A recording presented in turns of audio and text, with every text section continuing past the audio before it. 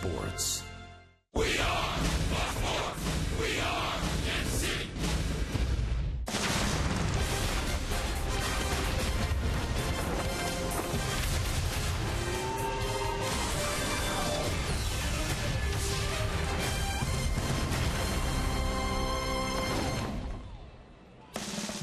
Royals baseball is presented by Academy Sports and Outdoors. We come to you from the East Bay of Northern California for Game 1 of this 3-game series between the Kansas City Royals and the Oakland Athletics. Hi, everybody. I'm Steve Physiak. This is Rex Hudler, and the Royals coming off a very good 5-2 homestand, and now they travel west, Rex, to take on a team that's 25 games over 500 with the best record in baseball in Oakland. What a great homestand that was. Not only did they go 5-2, but they picked up 3 games on the Tigers. You got to take from the positive right into this series, Fizz, and don't look back. Look ahead, 1 game, 1 pitch at a time. 3 of those wins were in their final at-bats, and the clutch pitching. Opponents left 60 runners on base. And tonight, we've got a very good pitching matchup with Sonny Gray and Jeremy Guthrie. That's right. You know, one of the reasons why the Royals have held those runners is that bullpen. The bullpen has been solid. But Guthrie's job, stay out of the middle of the plate, no question. You see the home runs allowed, but Sonny Gray, you know, he's going to be really stingy with giving up the long ball. He's a tough pitcher, great stuff. Could be interesting to see how these two match up. It's the G-Men tonight at Oco in Northern California. Guthrie versus Gray. The Royals against the A's, and it comes your way next.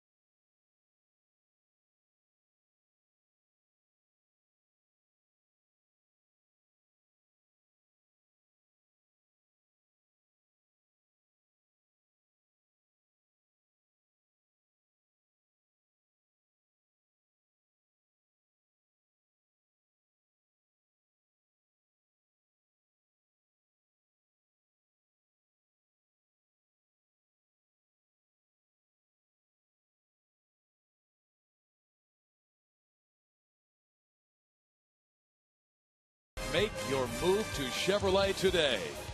And by Missouri Lottery. Try the new Lucky Sevens playbook. And by AT&T Ubers. Find out what's possible with AT&T. Call 1-800-BIG-ATT, mobilizing your world.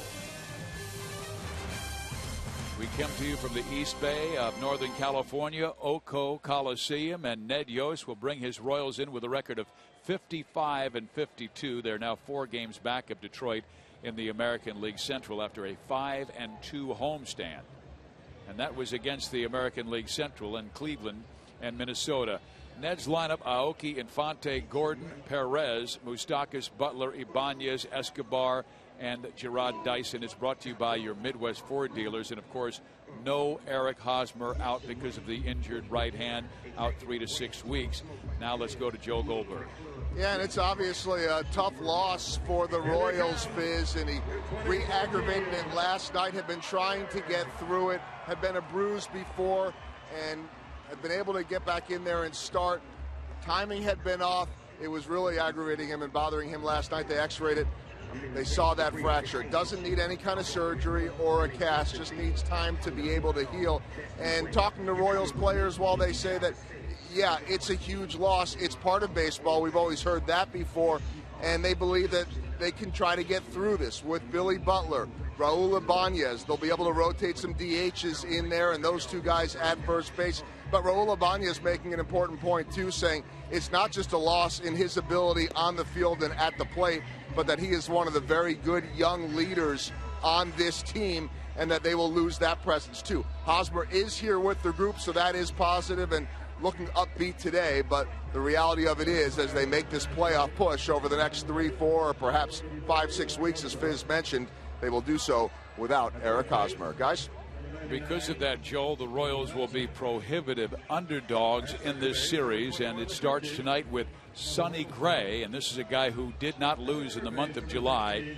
His last 7 starts, 6-0 record with a 2.11 ERA. It was even better in the month of July at 1.03. Yeah, they're going to see a guy with some tremendous stuff. There's no doubt about it. He's only given up 1 home run in his last 8 games, so he's going to keep the ball in the yard, but he really does do well at keeping the ball down. His average fastball is going to be about 93. He'll go 92 to 94. He cuts it. He's got a nice curve and changeup, and he'll mix all those in. He only goes 5'11", 200 pounds, 24 years old, out of Smyrna, Tennessee, and this is the defense he'll have behind him. New center fielder. That's right. Sam Fold came right from the Minnesota clubhouse. The Royals just saw them, and he's going to be in center field. Coco Crisp is out. He's experiencing some issues in his neck, so he's having some problems, and that's not a bad thing because Coco Crisp has been really good at getting on base and stealing. The crew chief is Hunter Wendelstadt. He's at second base. Mike Estabrook is behind home plate. Toby Bassner at first base, and Mike DeMuro at third. Well, here is Gray making his 22nd start of the year, and he delivers strike 1 to Nori Aoki. First pitch, 6. Aoki 1 hit and 8 at-bats in that Twin series. He, of course, had that critical hit in the Cleveland series in the 14th inning with a game winner, and he knocks one to right field. This likely will be 2. Reddick gets to it as quickly as possible and has an outstanding arm, but Nori is into second base with a leadoff double. How about that?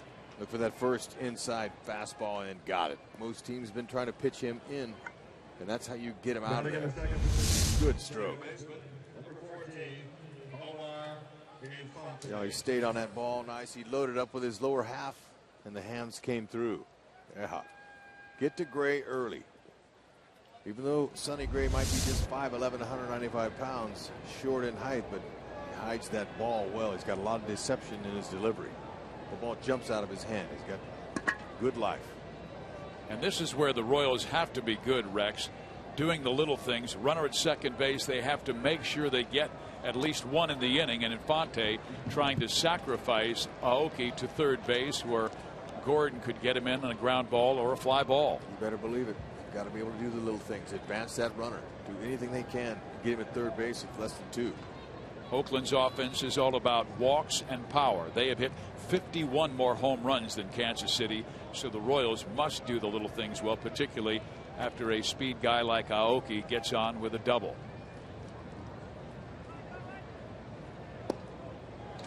Now Omar down in the count, 0-2. Talked about Gray. He's got a curveball that he'll use, and he keeps it down just like that. But his 4-seam run to his glove side, he's got some good heart plus late sink to his 2-seamer. Occasional changeup almost looks like a 2 two-seamer. He's got some good action into the righty. So now do all you can to get him over. Well, that will get him over. And Aoki takes third on a ball in the dirt that Jaso could not block. Oh, that's a nice break. You can see Jaso had hit off the corner of his thumb on his glove. He couldn't center it in his glove, and it hit off the corner, and that's why it jumped to the side. There's no issue now except to just try to make some contact if you can. Infield's back. So they will give up a run to get an out.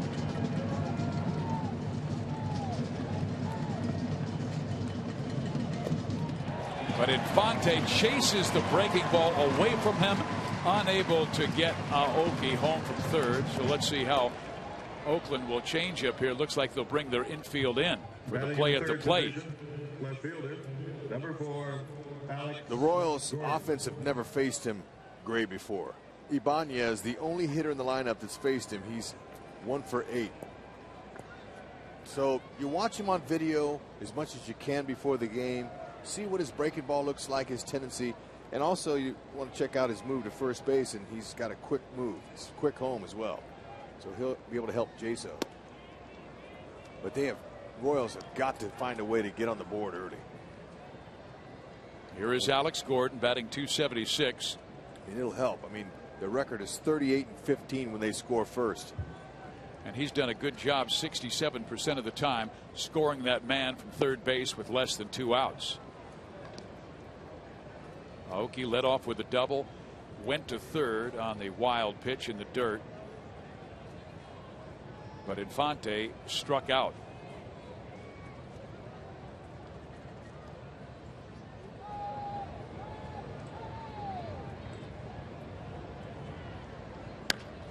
Ground ball to second. Aoki cannot go, and 2 outs.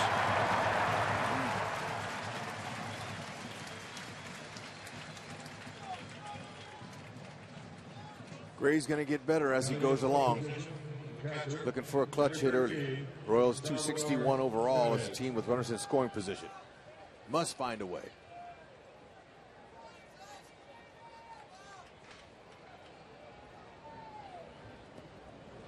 Salvador Perez, the batter.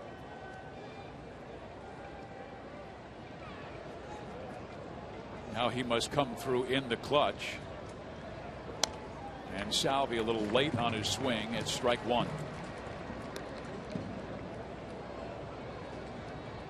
Gray has allowed 9 runs in the first inning in 21 starts. He's really been sharp. We told you he's won 6 straight decisions. That ties a career high.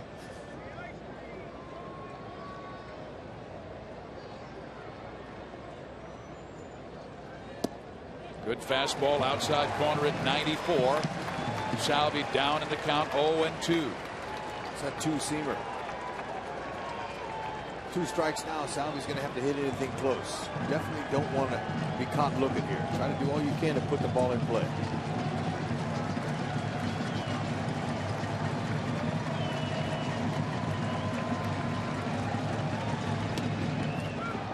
Again away with the fastball, and he's fortunate that John Jaso was able to go out and reach it.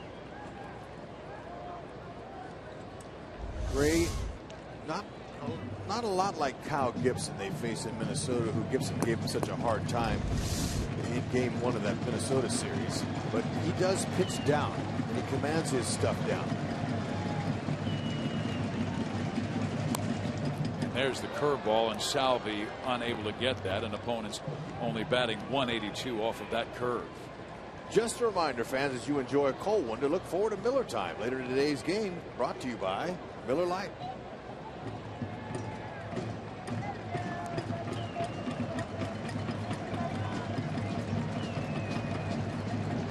Salvi hanging tough. Just a .219 average with a runner in scoring position this year. Hasn't been as clutch as he was last season.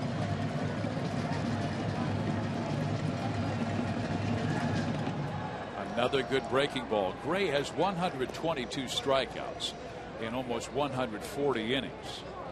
And that curveball has been his strikeout. And that's the pitch that wowed everybody last year when he was called up as a 23-year-old rookie. We remember him in the first round of the 2013 playoffs against Detroit with 8 shutout innings. Left with the score not at 0-0, and Brett Balfour got the win as Oakland had a 9th inning walk-off. Again, barely stuck. And it's a 2-2 count. Yep, hanging in there, doing all he can. Gray's thrown 56% fastballs in the past, 28% curves, and 15% changeups. Fastball's his pitch, his 2-seamer and 4-seamer. His last start, he beat Texas 5-1, gave up 1 run in 6 2/3 innings, but also tied his career high with 4 walks. In there, strike 3 called. The Royals waste the leadoff double by Aoki, unable to score on Sonny Gray. A little too close to take.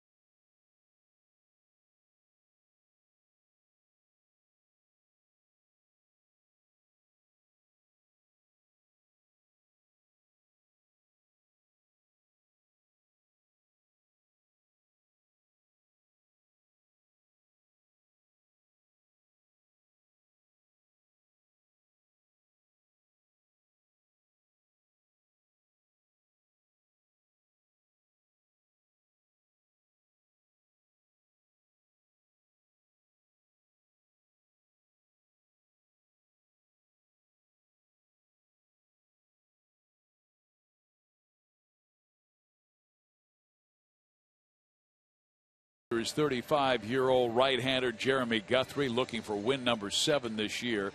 He had a difficult time in the month of July with an ERA over 10, but did win his last start. Nope. He's a guy who knows how to pitch, but he's going to have to stay out of the middle of the plate. There's no doubt about that, especially with the lineup that Bob Melvin put in there against him. A bunch of left-handed bats. Now the left-handed hitters have hit 300 on the nose against Guthrie. 16 home runs that he's given up to left-handers. And 19 total, 3 to righties. Well, Melvin has done a marvelous job with this ball club. They won the West last year, and they have the lead by 2 games over the Angels coming into today's play. And Guthrie delivers strike 1 to Sam Fuld, who was just acquired from the Minnesota Twins in the deal where they sent Tommy Malone, a left-hander, who is at AAA, the Twins organization now. Swing and a miss. And what's interesting about that, Rex, Sam Fuld started with the A's, only hit 207 games, and was released, claimed by Minnesota, and then obviously when his success, when he flourished with Minnesota, they got him back. And that ball is struck to the right side. Aoki there to make the catch for the first out. Yep, Bob Melvin told me before the game they didn't want to lose him the first time, but they had to make room for another player, and so they let him go. But he's filling a big need as Coco Crisp is out, and so is Gentry. Jeremy Guthrie, he loves his pickoff move. That's one of the reasons he's got the 6 errors. But you know, the rest of those infielders, they've got to be airtight for Jeremy Guthrie. Help him. He's a fly ball pitcher. Dyson in center field, Aoki in right. Billy Butler did a good job when Eric Hosmer was out, but you can see the sun staring Billy in the face. The Royals do not have their Gold Glove first baseman Eric Hosmer for 3 to 6 weeks. The sun will be a problem for Aoki as well. Yep, all the guys on the right side. You just hope that they don't hit a line drive about head high at you, especially for Billy right now.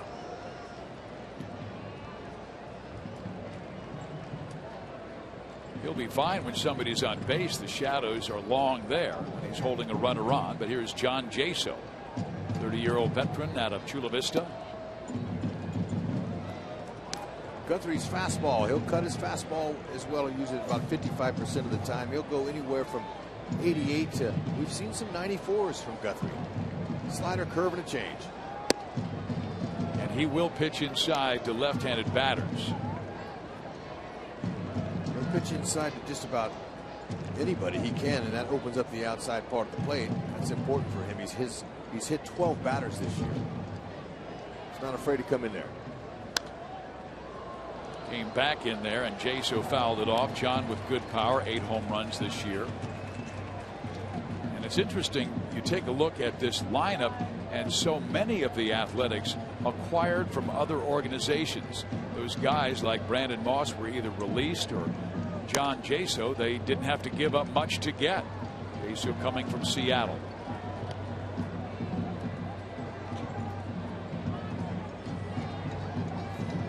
He was the 12th round pick by the Tampa Bay Rays, and Rexy went from Tampa to Seattle to Oakland in a 3-year period, and everybody said he had good power but below average defensively. Well, he's really worked on that part of his game, and there is a swing and a miss, and Guthrie gets his first strikeout.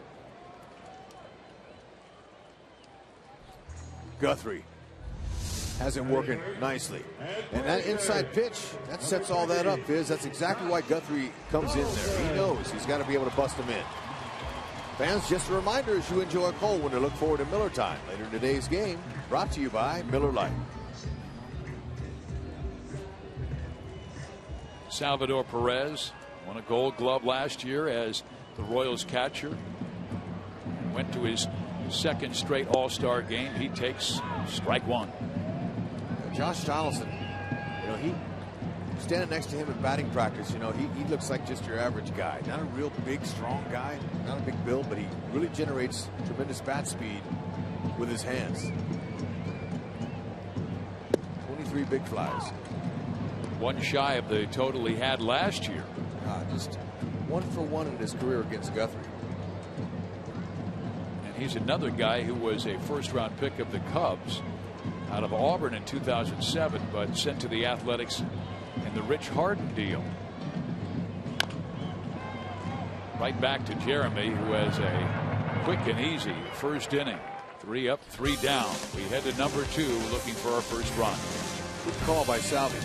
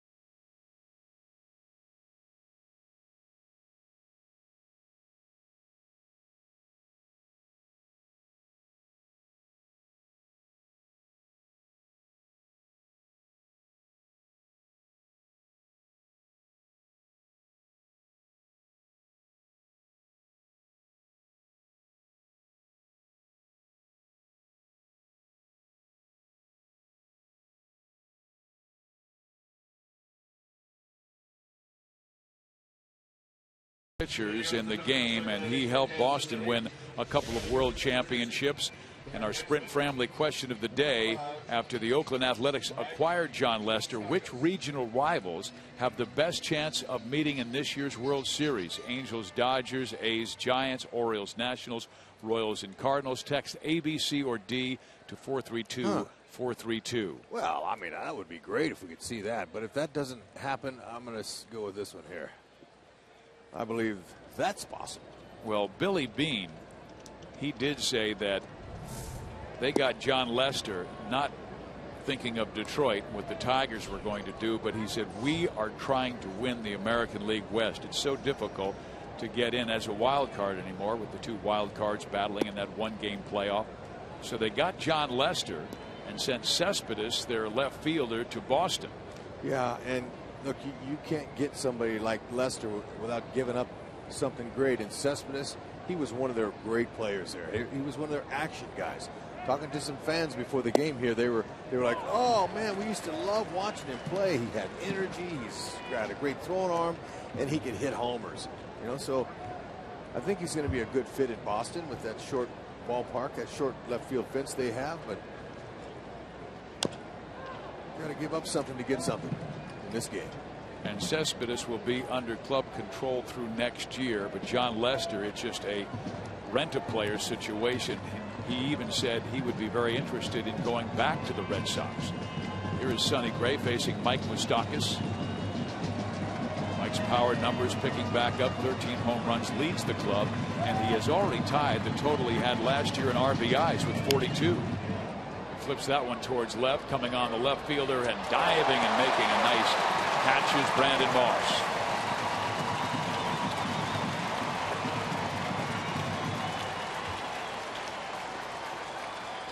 That's a nice play. Moss on contact came in. He really had to bust it, because that ball was dying quickly.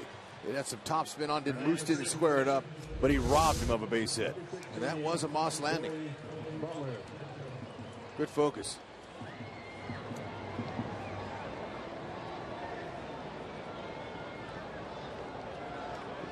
Billy Butler, the batter, was 7 for 22 on the homestand with a couple of big home runs. Each of those big flies won games. He takes strike one. He now has 123 in his Royals career. That's 8th most all time. And the next home run will tie Danny Tartabull.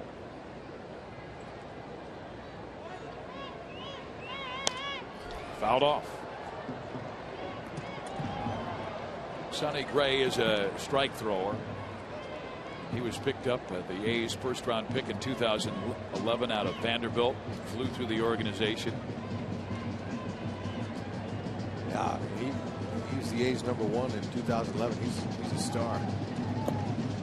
Yeah, Vanderbilt has really produced some very good pitching of late. David Price, Mike Minor. The Royals were able to draft Sam Selman in the 2nd round, and he is pitching down in Northwest Arkansas. Yeah, those two guys you mentioned, Price and Minor, those two guys have helped Sonny Gray as he's gone back there, you know, and worked out in the offseason. And he says that those guys have been influential in him in his transition from college to pro. There's a little emergency hack on a curve. Let's check him out. I talked about how he hides the ball well. Doesn't show the hitters the ball at all. Watch him. He's got that ball in his glove. He's in there. He takes it out there, and then it's on you in a heartbeat. Looks to me like he's getting a lot of outs so far with his curveball. So he's showing some fastballs. Well, that was the pitch, Rex. He went to that curveball to strike out Infante and eventually strike out Salvador Perez. He does have a tremendous curveball, and we told you opponents only batting 182 off that pitch. The ball jumps out of his hands. Billy fights it off. And in this day and age, you always talk about the size of pitchers, and he's only 5'11". But the Royals recently drafted a pitcher 5'11", Brandon Finnegan, who's having amazing success in Class A Wilmington and starting tonight. Broken bat, ground ball right back to the mound, and Sonny Gray will underhand to the first baseman Stephen Vogt. There's a lot of front office people out there watching Finnegan pitch tonight. including the art of scouting, Art Stewart. That's right. Look at Sonny Gray in the month of July. He's one of our Toyota League leaders. But John Lester, Sonny Gray, and Scott Kazmir all play for Oakland. Oh, no. And will face all three this weekend. Thank goodness we don't have to face Sale for a while. Well, they're pretty stingy in giving up runs. That's why we were so adamant trying to help them get Aoki home from third base there with nobody out. Then you get a chance to score a run on a good pitcher like this, you just can't miss. Ibanez, I mentioned it, the only guy in the lineup to have faced Sonny Gray before. 1 for 8. And he has picked up his pace lately on that homestand.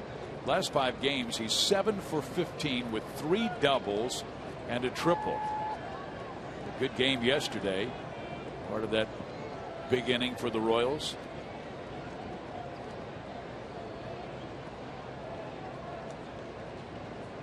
We started the offense for KC in the 5th inning when they scored 2 runs to tie the game and then won it with 4 in the 7th. Ibanez ripped a double into right field, and Mike Moustakas would follow with a double. Foul off. Ibanez just doing all he can. Looks like to me that swing was a little bit long. Ibanez wants to try to stay short and compact. That's the way he'll get a little bit of pop, even with 2 strikes here. Now, Oakland A's, they're defending Ibanez like most of the other teams that we've seen. They got the 3 men over there on that right side.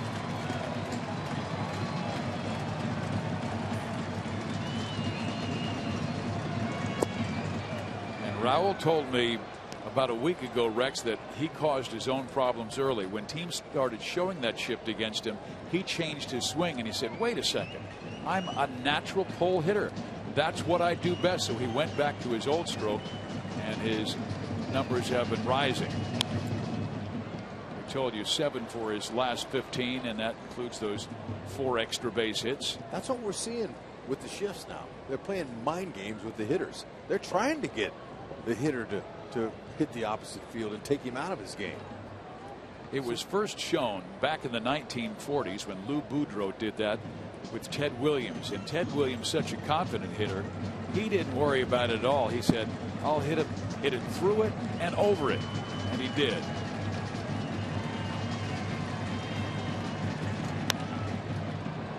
Got that one airborne, but well foul. Yeah, playing in this ballpark sometimes can give hitters fits because of the foul ground. There's so much area from the dugouts all the way to the playing surface. It's that the pop-ups get caught here on the side. All this area on the sides here is just sometimes it's really good for the pitcher, but not for the hitters.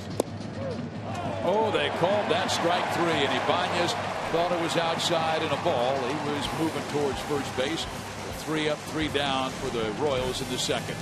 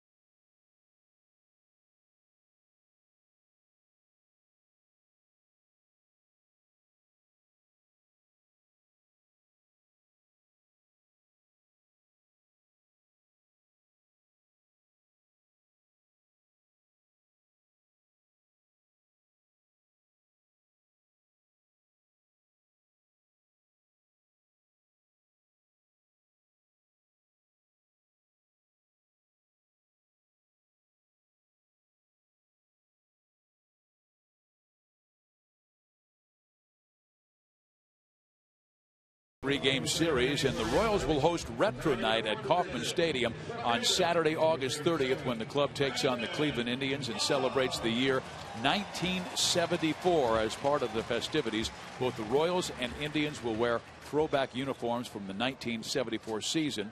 Alex Gordon, Eric Hosmer are boasting the Royals uniforms, and the Indians, Mike Aviles, a former Royal, modeling the Cleveland uniforms, and those were those red uniforms. And Rex, I saw an internet vote on the ugliest uniforms of all time, and the Indians in the 70s, that all red uniform got a lot of votes. Well, I don't blame them. It's not very attractive, but look, if your team plays good baseball, Fizz, you can wear a knapsack. Who cares? Get the job done, go out and play some ball. Good hard ball. Well, I remember when the Athletics played in Kansas City, and their old colors used to be red, white, and blue, and they made the change to green and yellow in 1963 with owner Charlie Finley. And then, of course, they had the white shoes, Campy Campaneris, Dick Green. That ball stroke foul. Tell you what, the Bat Boys, they got a tough job here. They got to protect those guys down there in that bullpen. Also, what's in play, outfielders got to be aware of, is the mounds. The mounds are in play. Most modern ballparks, they have the bullpens on the other side of the fence, so the outfielders don't have to worry about running into them. Moss with a fly ball to left. Gordon barely had to move and pulls it out of the sky for out number one. The A's offense is about walks and power. They are first in walks, they are fifth in home runs, and because of that, Rex, they are first in runs scored. They've scored 109 more runs than KC has. But a much more veteran team. Yeah, a little more selective, and they're hitting 270. They're about just a little bit higher than what the Royals are hitting with runners in scoring position, but they're getting guys out there. Every single one of their players in the lineup is at least 27 years of age or above. Jed Lowry, 30 years old, out of Salem, Oregon. He was a terrific player at nearby Stanford, same school that Jeremy Guthrie went to.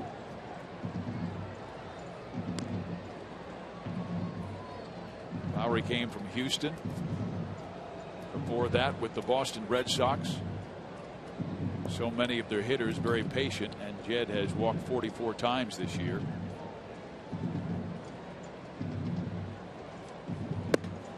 They scored them runs. They were able to generate some offense, and he got the call. Nice. Wow. I think Jeremy was even surprised that that was called a strike.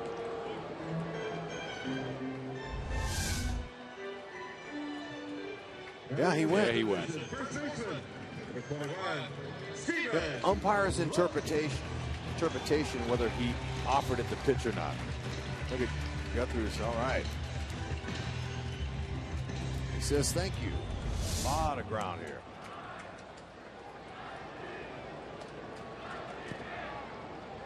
Now Stephen Vogt, and he has been hot, hitting .359 his last 10 games to raise his average to .351. Now, Rex, he's also playing with plantar fasciitis under his feet and has to tape his toes together. Yeah, well, that's uncomfortable. It can really be, especially when you go to push off. But just taping the two toes has really helped him alleviate some of the pain. But this tells you about how tough this guy is. Most guys are out there playing with something wrong with them. But plantar fasciitis affects your feet, and when you don't have your feet, it's really tough when you're playing baseball. But the one thing that's impressive about him is he started 37 games at 5 different positions. He's a versatile player, can be moved. His favorite position is catcher. He's at first tonight.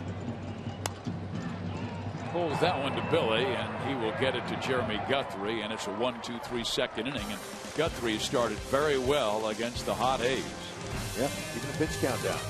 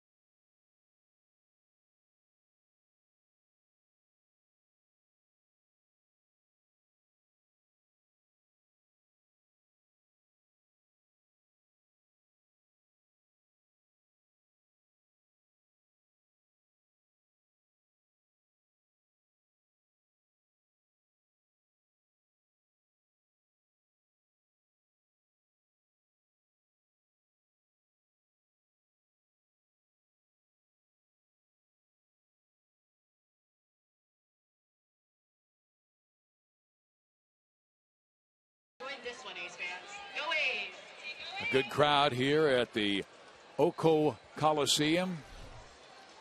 When we started, it was the Oakland Alameda County Coliseum. It was. There's been several names since then.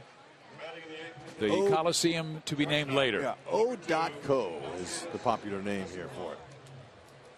Well, here is Alcides Escobar to lead off the third inning. Boy, he had a terrific game yesterday in the Royals' 6-3 victory over the Twins. And Rex, he made 3 terrific plays or moments in that game. He had that basket catch down the left field line with a runner on third base. He threw a runner out at home plate, and he also came through with the big hit that broke the 2-2 tie and gave the Royals the lead they would not relinquish. He rips that one sharply to right at Donaldson. He will throw him out. Hey fans, start your weekend off right with baseball and fireworks at the K. Coming up 1 week from tonight, come root on your Royals as they host the San Francisco Giants, and make sure to stay after the game for the best fireworks show in Kansas City, courtesy of Hy-Vee and Pepsi. Go to Royals.com or call 1-800-6-ROYALS for tickets. Rex, we had some great crowds on that recent homestand against Cleveland and Minnesota. Oh, it was outstanding. That made a huge difference. Players were rocking the K. Fans were helping.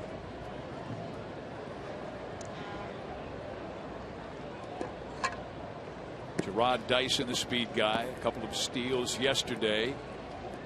Stole second, stole third, and the throw by the catcher got away, and Dice came home. That's the kind of pressure he can put on defenses. Yeah, I think last night the speed game definitely got into the minds of the Minnesota Twins, especially late in the game. You see the corners are in on Gerard, and he's hitting .337 on the road this year. It's a nice mark.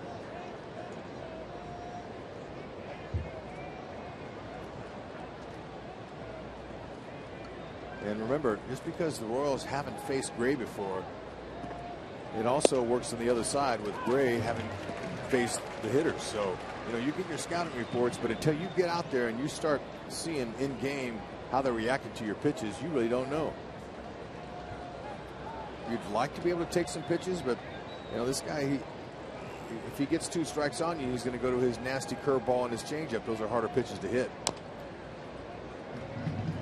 That may have been inside, but Dyson swats it foul. A 2-2 count. That loved to get his speed on and get Gray from the stretch. 49 walks in 139 innings coming in for Gray, so he's pretty much a strike thrower.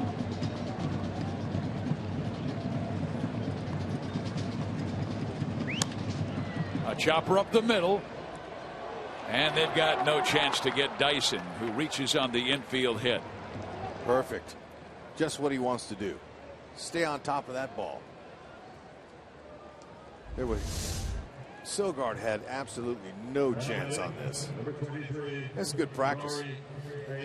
Exactly, because that's Dyson was kind of coasting into first base knowing he had it safely. That's the pocket ball, but you know, it's hard to tell a player that. They're competing out there. Let's see if Aoki can take a few pitches and see what Dyson can do. We mentioned it. Well, if he does what he did in the first inning with a double, Dyson would score. Jaso's thrown out just 3 of 28 this year for a 10%. Now, Sonny Gray, he has one of the best and quickest pickoff moves that there is in the league. He's one of the best for sure. He's quick home, and he's quick over to first base. So he'll make it tough and help out his catcher, Jaso. We've seen Dyson, though, successful on pitch outs. He does not go. The ball skips in the dirt, and Jaso tried to backhand. Now it's Dyson rounding second with a wide turn, was thinking about third, and Jaso finally got to that baseball. I'm not sure if he knew where it went when it skipped off. Well, he had a hard time with Mike Estabrook, the home plate umpire. Hit Estabrook, and then Estabrook was kind of in his way. And Gerard Dyson, he has the kind of speed that could make it to third base on a play like that, but he elected to stay safe. He's in scoring position. He can score as easily from second as he can from third. Rex, that's two that have been in the dirt that Jaso did not block the right way. And he kind of backhanded it. And Ray Fosse was telling us that he took one in the throat the other day. He had a great offensive game, but took a breaking ball that skipped up and hit him in the throat because he didn't cup his body. He kind of flailed out and was struck in the throat. Well, most catchers are there because they can catch and they can receive. And Jaso, he's more of an offensive catcher, so he's going to have some limitations behind the plate. And Bob Melvin's confident that he can, do an adequate enough job. Ground ball, second base. Dyson goes to third. Aoki is out. But Jaso went on to say, Rex, that he was scared of only two things in the world: sharks and balls to the throat. Yeah. Apparently he's a deep sea diver and surfer. He's got that little bar underneath there that kind of helps him protect his neck. But he said he threw his head back on a ball that skipped in the dirt, and because of that he exposed the throat. The ball jumped up and hit him in the throat, and they had to stop the game to help him out. See if he can throw another one of those to the backstop.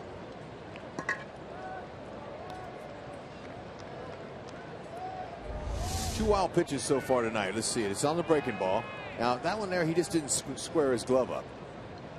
This one here, he tried to backhand that. He backed off of it instead of putting his chest down in front of it.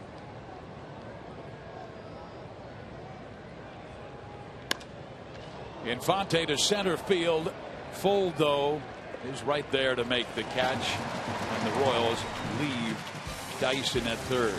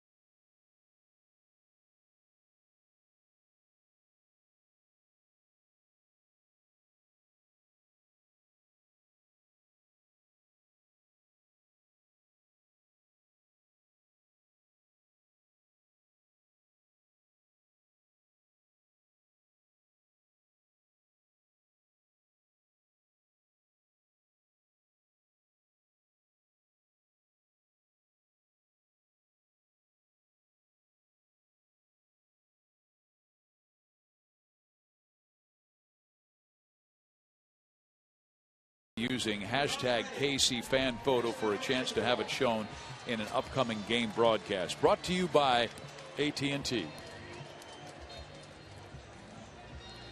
Steve Physiak, Rex Other, Joe Goldberg with you at Oco Arena in Oakland, California. The Athletics in first place in the West by 2 games over the Angels. The Royals in second place in the Central, 4 games back of Detroit.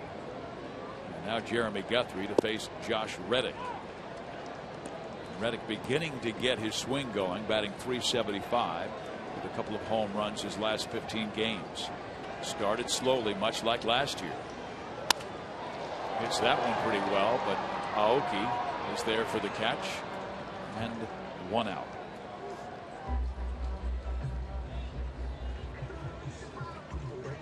Guthrie started Reddick off with a changeup. That was good. Start mixing up his first pitches. Don't let these guys get comfortable sitting on anything. Still first time through, doing a nice job, keeping his pitch count down.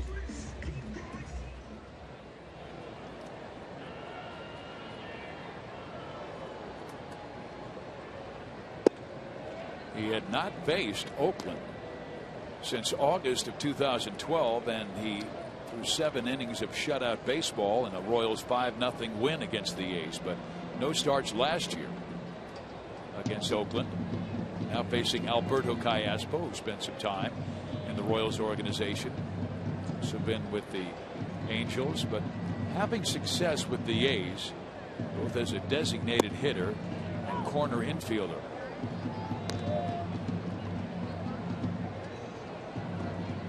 Talking with Royals pitching coach Dave Island before the game, I said, Dave, Guthrie got to stay on the corners. It's pretty important he does that. Well,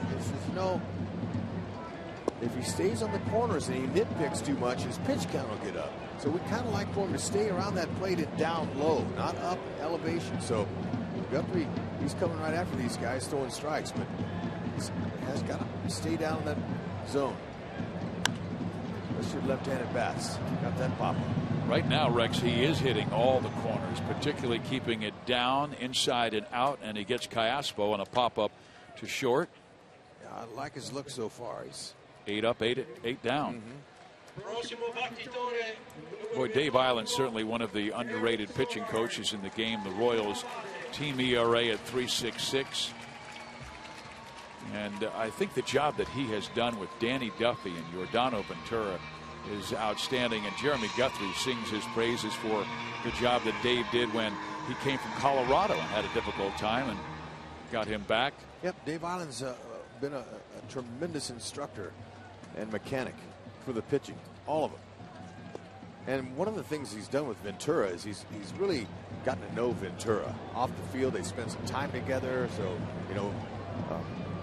Ventura understands Dave Island. Dave Island's kind of a tough guy, no nonsense type of guy. He's wants these pitchers to be accountable, and so he has a tough demeanor about him. But he's had a good way with these younger pitchers that they understand him.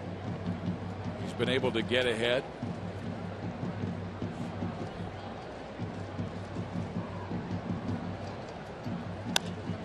Ground ball first base.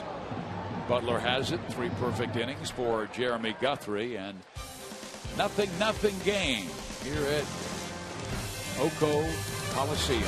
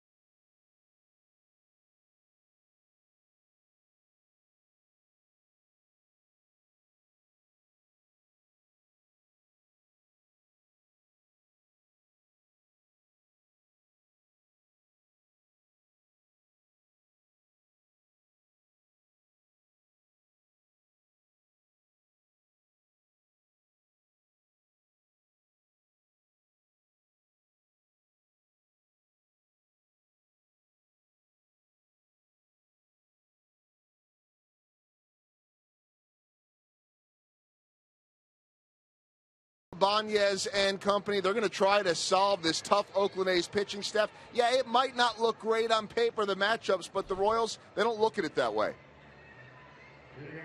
Approach it the way the other game in an any other series. You know, the goal remains the same no matter who you're playing and no matter who's pitching. And the goal is to win baseball games and to have a good, solid approach. And you look them over, you come up with a game plan, and then you attack them the best you can. And Raul Ibanez's comments there, very similar to what Alex Gordon, who's up now, told me. We know how good they are. We're looking at the video. We know we're facing Lester, and he's great tomorrow. We know what Sonny Gray has done, but that doesn't mean they're going to back off or be intimidated. The odds might be against them, as they are against most teams when they're facing this great Oakland pitching, or when guys are facing the great Royals pitchers, but they're going to go up there hungry. You better believe it. It's the same game. You know, he's got to come across the plate. And so really hitters can get motivated by facing good pitching, saying, you know what, they don't expect me to do much off this guy, but watch this. I'm going to compete. I'm going to get me a couple big hits. And so my family and my friends and our fans, they know I'm pretty good. If I can get a couple of hits off of one of the top pitchers in the league, that makes me look good. So it's a competitive thing. These guys have good pitches and they execute, but everyone does. This is the highest league in the world. You've got to be able to stay positive and look for that pitch. Hunt it out. Gordon fouls it off. Well, because Alex is at the plate, why don't we talk about Huskers Night coming to the K? Nebraska fans don't miss Huskers Night on Saturday, August 9th. The Royals take on the Giants, and the first 6,000 fans who bring their Huskers Night ticket to the table inside Gate B will receive a limited edition red and white KC Royals Huskers cap, courtesy of Rally House and Fox Sports Kansas City. Ground ball second. Gordon is out number one. It's twice now he's gotten Alex to roll over. Now, Alex's approach in batting practice today, as I was watching him, he was really focusing on the left side. He was staying inside the ball during BP, trying to get that mental picture of hitting that ball to the opposite field. And so far in this game, he hasn't been able to translate that. He's just rolled over his hand a couple of times. And he's moved to that 3 spot in the order because of the injury to Eric Hosmer. Fouled off. Royals did not make a move because tomorrow they will have to, with Jason Vargas moving into the starting rotation. Hosmer on the DL, so the Royals right now playing with 24. And Bruce Chen will be in the bullpen. But that is a wicked breaking ball.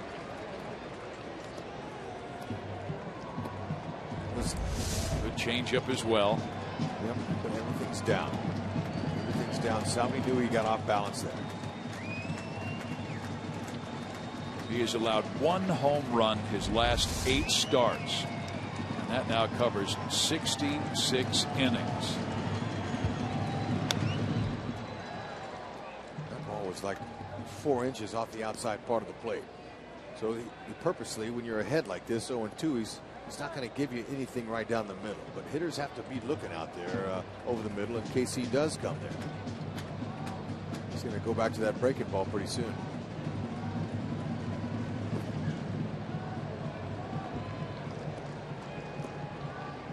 The whole idea for that pitcher is to get ahead of that hitter. So now he can get the hitter to swing on his terms. Great, very competitive. Not big in stature, 5'11", 195, but he pitches big. So he's used all 4 areas of the strike zone on Salvi in this at bat. This is 4-seamer up.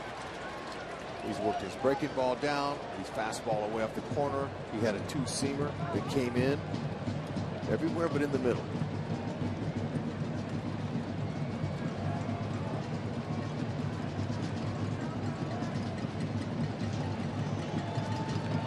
Got him on the breaking ball.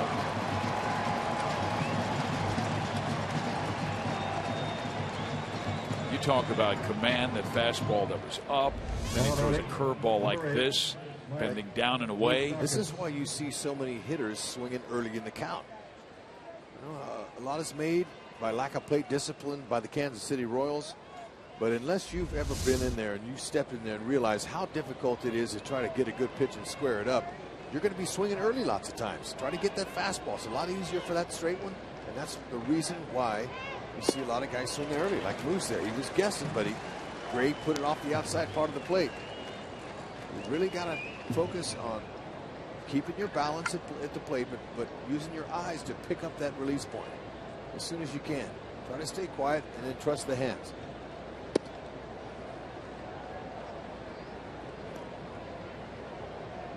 I had a long talk with Oakland A's hitting coach, my former teammate Chili Davis, who played for the Royals for a season, and I asked him about the importance of lower body compared to your hands, and which one's more important as a hitter. And he said, no, your lower half gets you loaded, but your hands have to be comfortable. You have to be comfortable with your hands. That's how you do your hitting. If you're not comfortable with your hands, you're not going to hit. So your lower body's important, and that helps you load, but your hands is what does the job through the zone. That's where you develop bat speed, with your hands. And Rex, you remember when he became their hitting instructor, the first month was absolutely dreadful. The team was hitting right around 200. Well, they gave him confidence. They said, we love what Chili Davis is doing, and the team took off. They wound up with excellent offensive numbers, and this year, first in runs, first in walks. And Chili, he was a great hitter. Switch hitter. There's that off speed again. The good breaking ball down and in. He now has 5 strikeouts in 4 innings. And Sonny Gray and Jeremy Guthrie with a good pitching duel.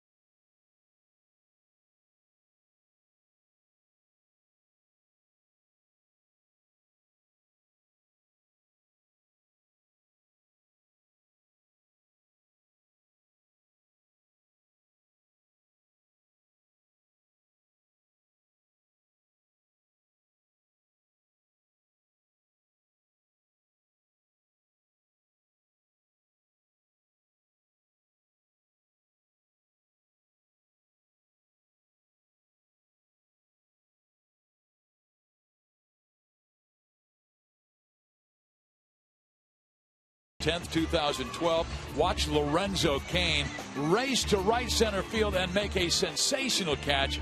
Hit the cutoff man Chris Getz. He will throw to Eric Hosmer. They get the double play.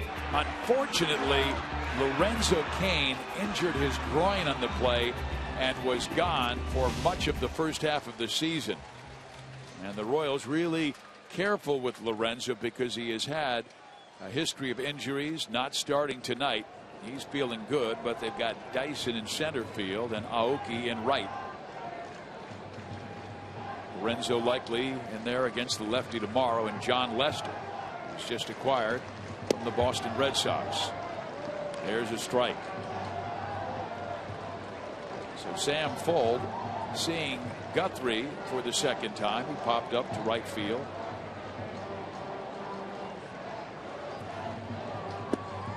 Fastball in there.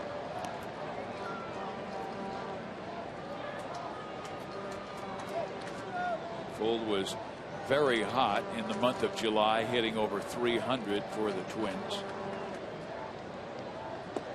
And Rex, you wonder how healthy Coco Crisp is if they got Fuld for a good pitcher in Tom Malone. Well, they needed Fuld badly. Okay, Coco Crisp is out. They needed another action guy. Fuld fits that mold, especially being here early in the year. And he's been hot. And he rips one into the right field corner. That will get at least 2. And he'll hang around second base with a leadoff double. He was 0 for 10 off of Guthrie until that double there. A nice swing. I mentioned it, Full in his last 16 games has hit .349, so he was hot with the Minnesota Twins. He was able to golf that one down the line. And that wasn't a bad pitch either. That was down and in. He was able to get the sweet part of the bat in the baseball, and now he's at second base. The Royals had this situation in the first and could not score. Aoki led off the first with a double, went to third on a wild pitch, but Infante, Gordon, Perez all made out, and Aoki was left stranded at third. Jaso struck out swinging first time up.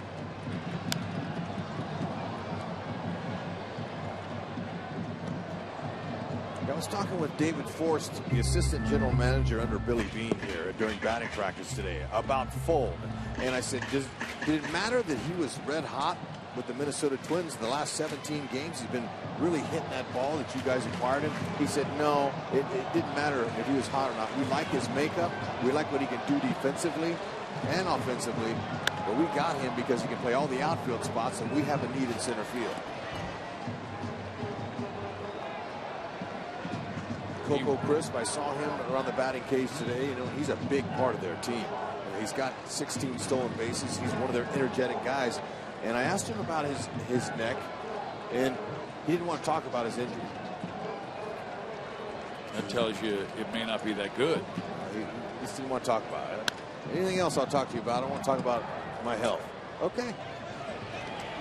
Well, he was a real catalyst last year. One of the reasons they won 96 games and won the West by 5 games over Texas. Yeah, and so, you know, you take Gentry and Coco Crisp out of their lineup. That's 16 and 18 stolen. That's 34 stolen bases that they don't have now. So as far as their running game goes, they're going to go more station to station and rely on their power to score their runs. And Coco's job was always score runs. He scored 93 last year. Got to have catalyst type players at the top of your lineup, speed guys that can make a difference.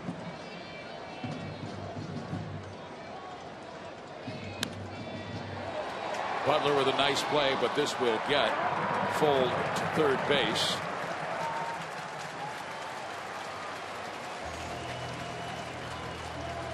Exactly what Jaso wanted to do. Now he wanted to get a base hit and knock in the run, obviously, but if he's going to make it out, make it to the right side. This is the one thing the Royals could not do in the first inning when Aoki had the leadoff double. Infante struck out. He couldn't get the runner over. And your percentages are a lot higher when you can move that runner over less than 2 outs and score him. Now, Ned Yost has got to bring the infield in.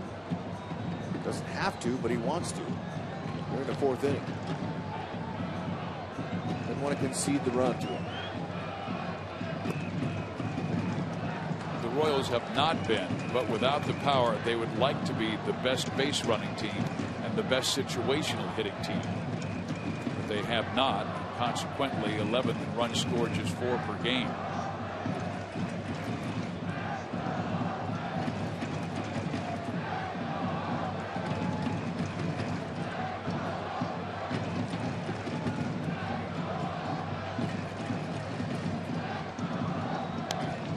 Now one of the A's top RBI guys with Josh Donaldson with 76 driven in.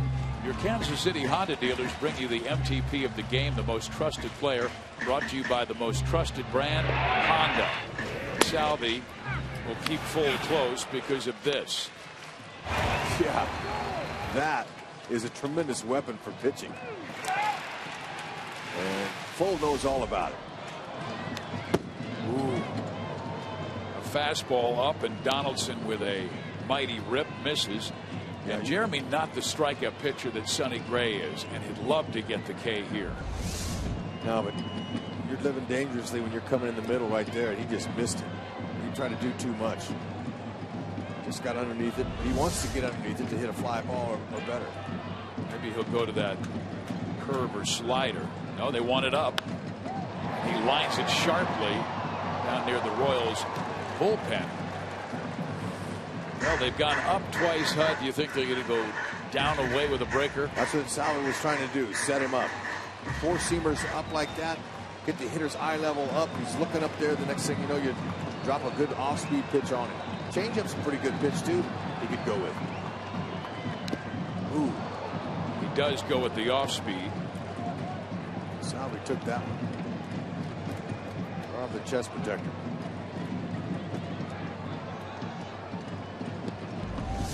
Told you, ball boys, ball girls, got to be good out there. Look at all the Royals covering up, and they relied on him. Nice glove work. Hardly any bullpen. There's a small little plywood roof. It's all that separates them from the fans. Donaldson does not bite. Last two pitches, good ones by Jeremy.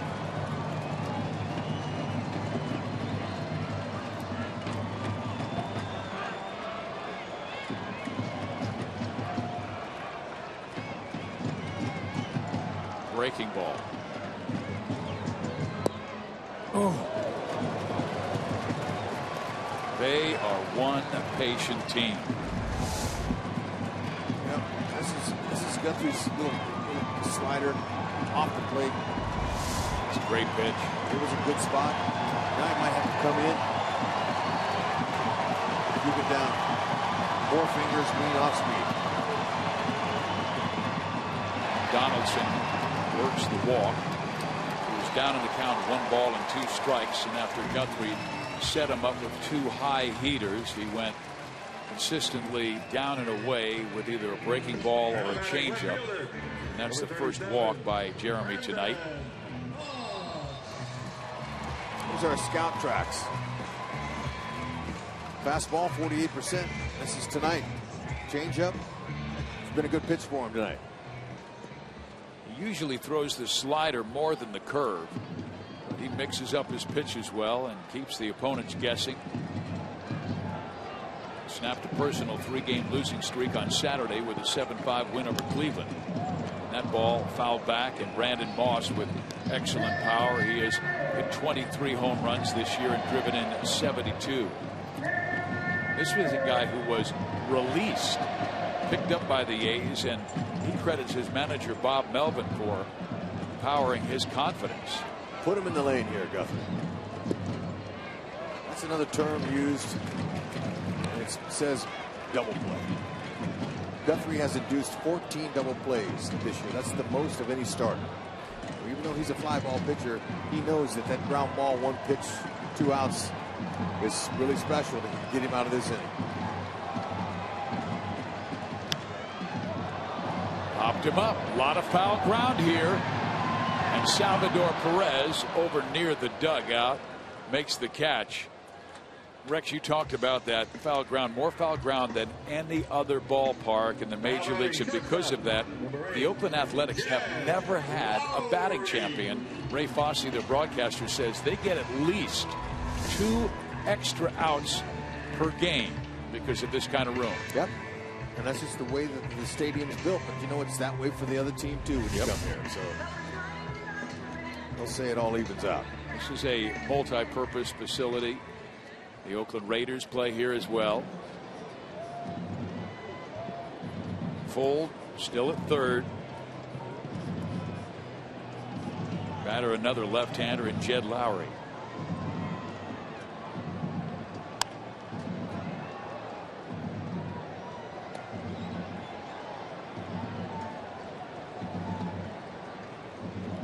Jed had a really solid season last year, hitting .290.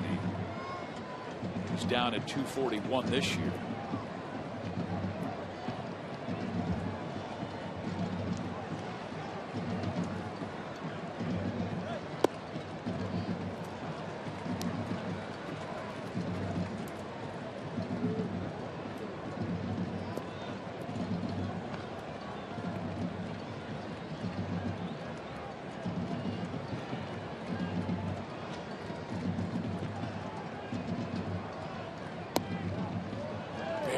Missed him.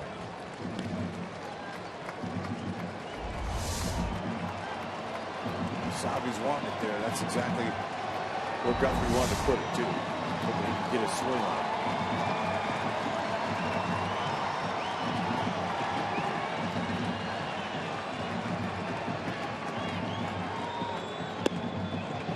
Three and one. Detroit won their game 4-2 over Colorado, so they have a 4.5 game edge on Kansas City in the Central. Royals trying to keep pace, scoreless with Oakland in the fourth. In there, and Jed showed up the home plate umpire Mike Estabrook by firing his bat away. He may not get a close call on a close one. Yeah, he's trying to sell it, but that pitch was a good pitch on the inner half. Guthrie tried to get in a few pitches before Lowry. He's not making any fans with the umpire, that's for sure. All of them. The other three see that as well. You got that right. Guthrie looking to make a pitch. Yep. In there, strike three call, and Jed will argue with Mike. He didn't get the call on the close one, Hud. That's exactly why you show up the umpire the previous pitch. You're not going to get that. You better be hacking. If you don't hack, he'll send you back.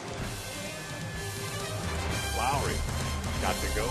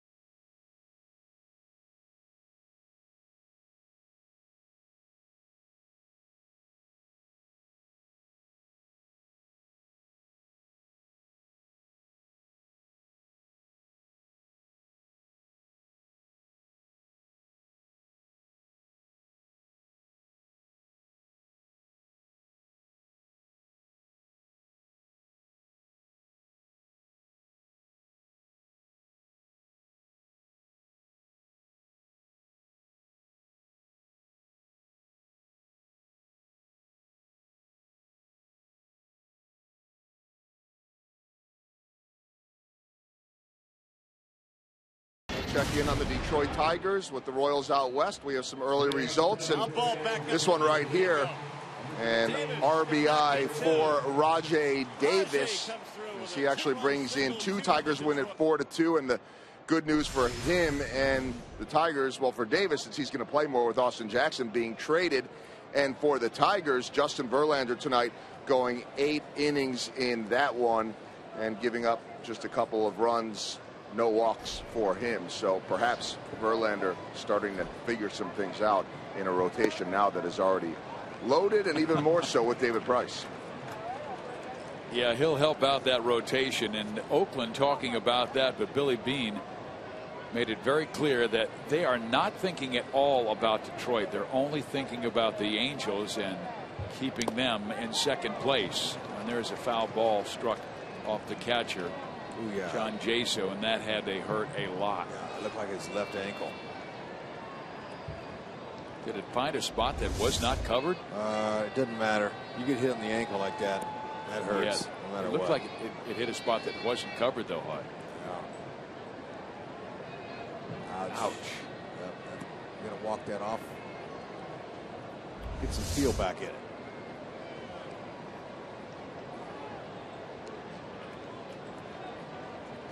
Sonny Gray certainly part of a formidable rotation for Oakland. We have John Lester now, acquired from Boston yesterday, to go with Gray, Kazmir, Jeff Samardzija and Jason Hamill, who they picked up from the Chicago Cubs, and that represents a strong rotation when you compare it to Detroit. Verlander, Scherzer, Price, Sanchez, and Porcello. But they did have to trade Smiley, who we think is terrific, and he's now with Tampa Bay. I'd trade Smiley for Price. I would too, but I think Tampa Bay is saying he was going to leave after the season. We can't afford him. Let's get what we can. And they got a really good left-hander with years to control. And the Royals trying to build their organization with pitching and speed and defense, and my goodness, they do have some terrific pitchers in the minor leagues, with Kyle Zimmer getting healthy. We hear that he is throwing again and looking good. Sean Manaea, Miguel Almonte, and Brandon Finnegan, we understand, was promoted today after his start with Wilmington to Double-A Northwest Arkansas. Gray strikes out Billy Butler. That is 6 for Sonny. So that's good news. Finnegan has only allowed 1 run in his starts since he was drafted in the first round out of TCU. He'll be moving along quickly. He keeps performing like that. Yeah, Finnegan has given up 5 hits in 15 innings, 1 run. It came tonight, a solo home run, 2 walks, 13 strikeouts. Art Stewart was telling me that he was going to fly to Wilmington to watch Finnegan, and they decided to promote him to Double-A. That ball struck well, deep right center field. Get up! Yeah! And it is gone. Home run number 5 for Raul Ibanez, and the Royals take a 1-0 lead. Oh, that ball was tattered and battered. He got the underside of that ball. Oh my! And this is not exactly a home run hitting ballpark. I mean, the wall's tall out there. Right over the 362 sign. There you go, Jay Guts. Got you a run. Right down the middle. Ibanez with a short, compact stroke. And watch the dugout light up. Oh, yeah. Saw Reddick back off of that ball and knew it had a chance. Now just the second home run that Gray's given up in now 9 games. 305 in his career. He had 55 with the Royals in that 3-year stretch when he really started figuring things out, he said, with the Kansas City organization. Here is Escobar to left field, and running it down, the left fielder Moss.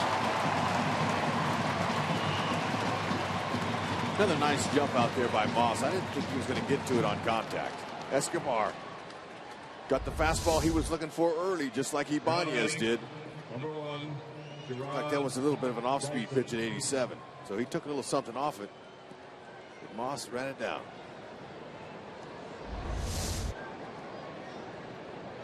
Now Dyson, who reached on an infield hit his first time up, but wound up at third, but left stranded when Aoki grounded out and Infante flied out.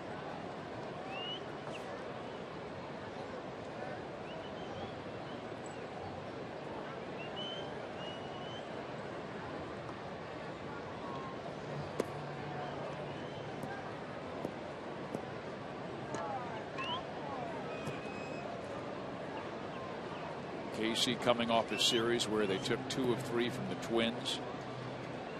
They are 7-6 since the All-Star break, but averaging right around 3 runs per game. High strike call.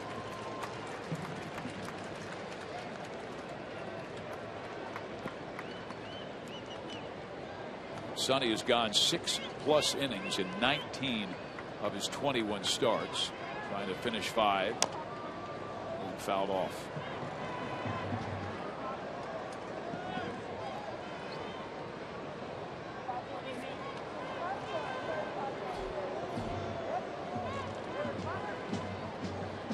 The only time he threw more than 16 was in that second inning, and that was a 1-2-3 inning.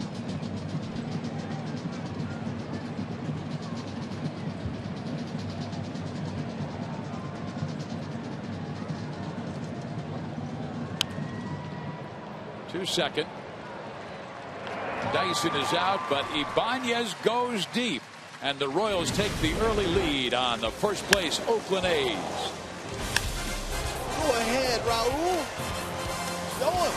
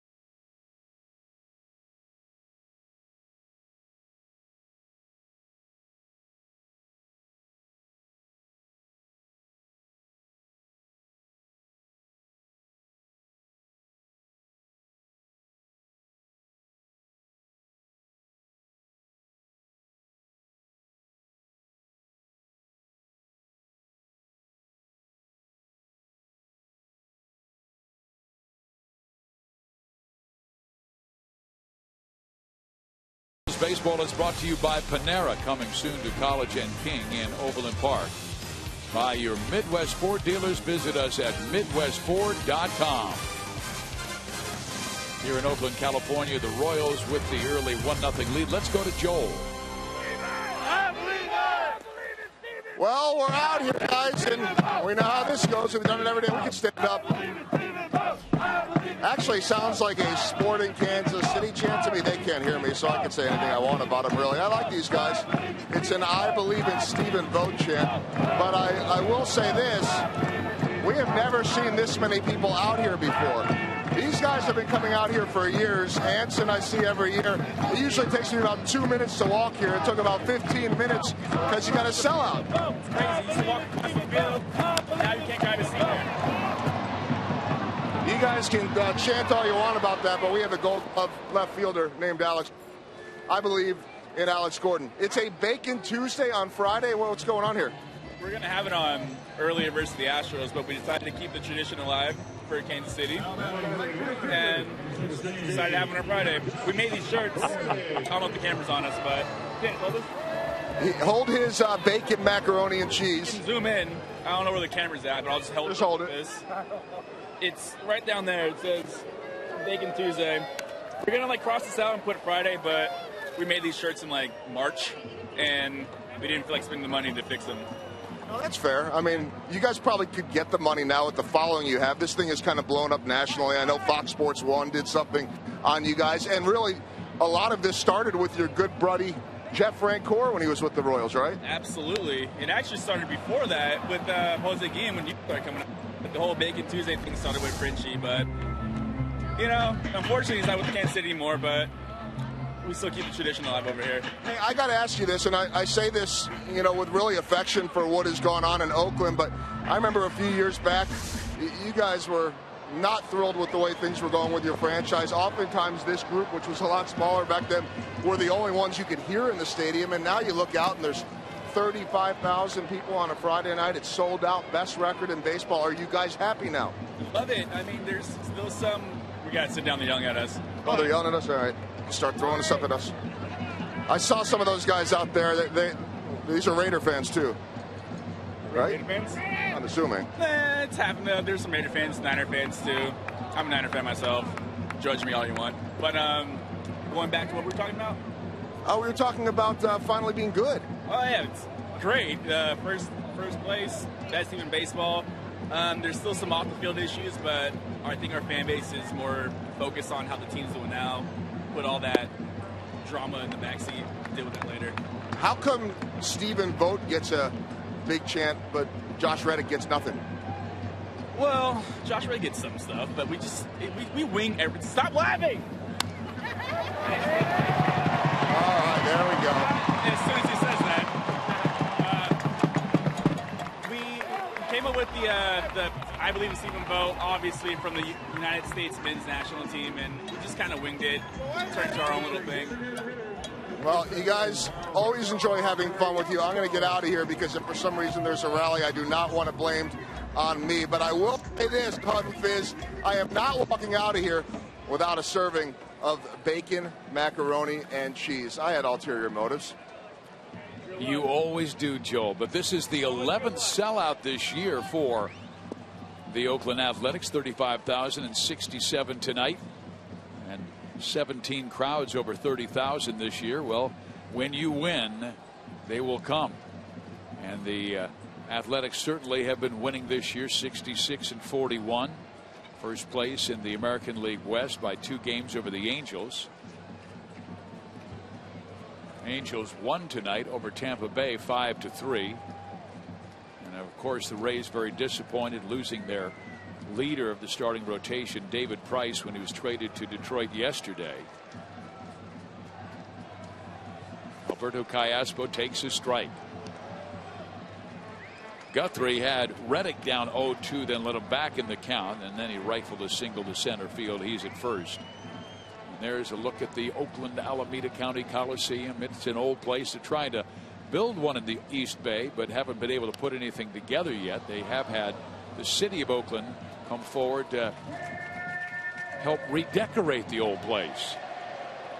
Yeah, and that big structure in center field, that was built in 96. Actually, it took them 2 or 3 years to get it done, but it finally was completed in 96. And I remember I was playing with the Angels here when I had all that construction going on in day games, man. There was a lot of racket. You know, machinery was going, the jackhammers. They had everything going, so it took away from the ambiance for a few years here. But Al Davis had that whole big old structure right there built for his Oakland Raiders. That used to be wide open. You could see the mountains in the background and everything here. It was a beautiful ballpark at one time. They should have left him in L.A. I'm a Chiefs fan, so never did like the Raiders. Didn't like what Ben Davidson did to Len Dawson. No, but I'm happy that Ray Guy is getting. Yeah, he's going into the Hall of Fame. A punter finally going in. Good story on Ray today in the San Francisco Chronicle.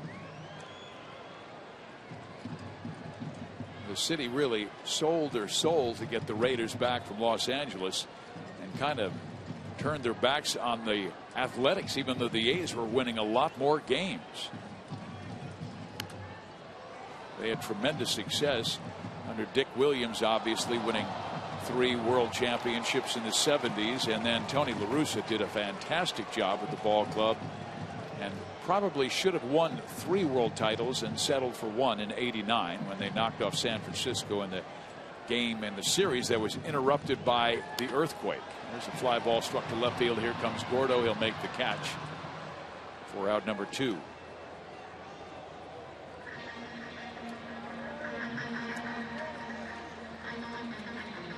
Well, vote for the Royals Player of the Month at rallyhouse.com/Royals, and you will be entered to win a majestic prize pack from Rally House.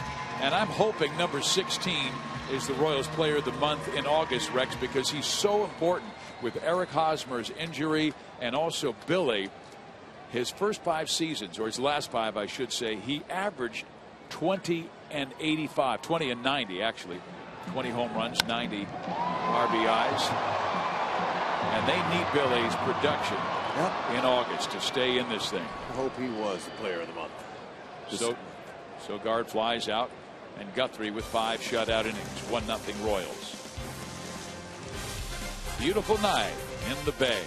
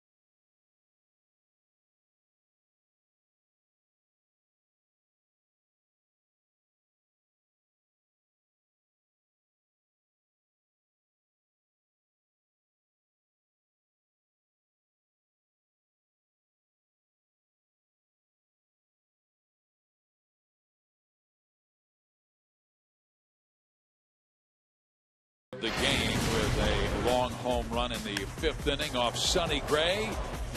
Yeah, it was. He caught it just perfectly. Back underside of that baseball. Nice easy swing. Didn't try to do it. Only the 2nd home run that Gray has allowed his last 9 starts.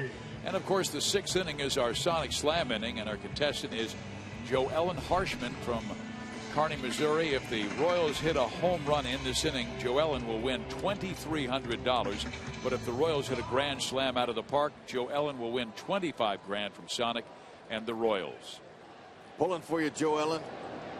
Well, they've got Aoki, Infante, and Gordon in the 6th. Wouldn't you say Aoki's due for a homer? You know, he absolutely is overdue because he averaged 8 home runs each of his first 2 seasons with Milwaukee. Yeah, I mean, I'm just wondering where that pop has gone. Line to double his first time up. Left stranded at 3rd. Gray doesn't look like he's going to give up that much.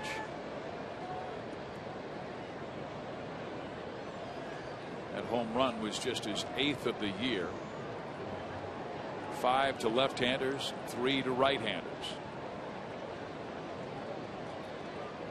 Aoki shows bunt.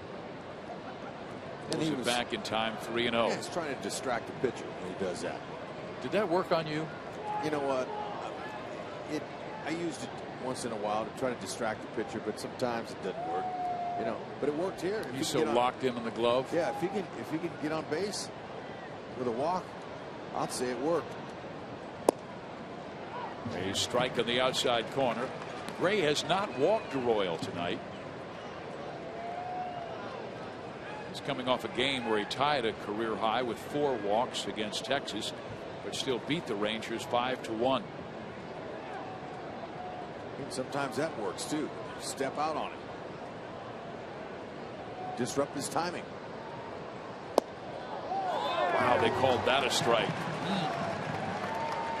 Guthrie didn't get that call 2 innings ago. Looked like it could have been down.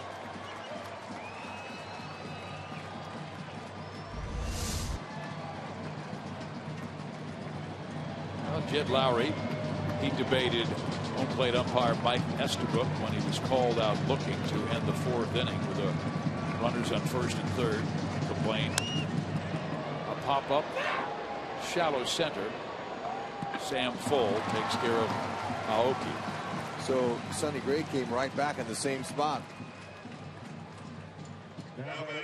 Johnny Gomes was part of the John Lester deal to come over from Boston. Yoenis Cespedes going to Boston, and our Sprint family question of the day: which regional rivals have the best chance of meeting in this year's World Series? 34% said the A's and Giants, and they met in the '89 World Series with Oakland winning 4 straight. So they had the earthquake here. Yeah, and what was amazing about that was Oakland had a dynamic duo of Dave Stewart and Mike Moore. Well, they won the first 2 games. Then they had that separation of more than a week. So Stewart and Moore came back and won the next 2 games. So a 4-game sweep, and Stewart and Moore had all the wins. Fonte 0 for 2, and he is down 0-2 here. Since went down the line, it is fielded by the first baseman, and he gets it to Gray, covering for the 2nd out. Oh, nice play there. He did all that off balance. Didn't think it had enough to get by him, but it's very difficult to throw when you're running backwards like that to a moving target. So the timing was perfect on their part.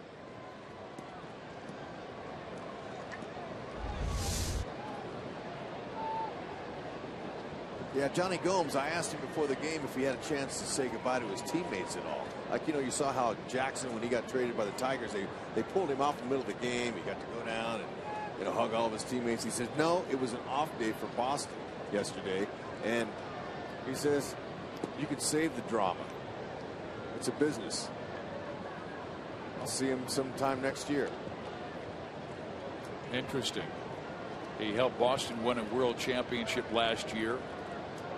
It's just the business of baseball, and he's been involved in it coming back home here. He grew up in Sonoma County, right across the bridge over there. He was pointing to me before the game. He's saying, I used to come to the games. I used to sit up there, and I was here for the World Series over there. And he's pointing all around the ballpark where he was when he was a kid. And he plays like a kid. That's why he's so good. Tremendous leader in the clubhouse, too. Another good hook thrown to Gordon, and he is down in the count. 1 ball, 2 strikes. I remember talking to Joe Madden about Johnny Gomes because he was with the Rays, and they loved him. But Joe was telling me, he said, in this day and age, when you are a small market team like Tampa Bay, we can't afford the Johnny Gomes of the world, so we had to either move him or let him go. And he signed with Oakland, then went to Boston. He's a winner.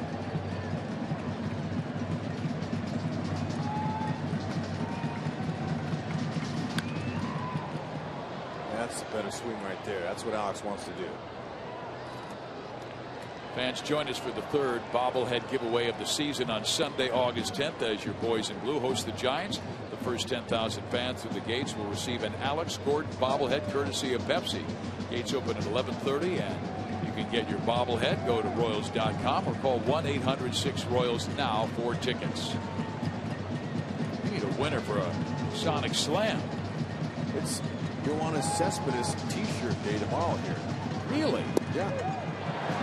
Curveball, strike 3, and Alex flips the bat in the air. Gray has been sharp, but the Royals have a 1-0 lead on an Ibanez home run.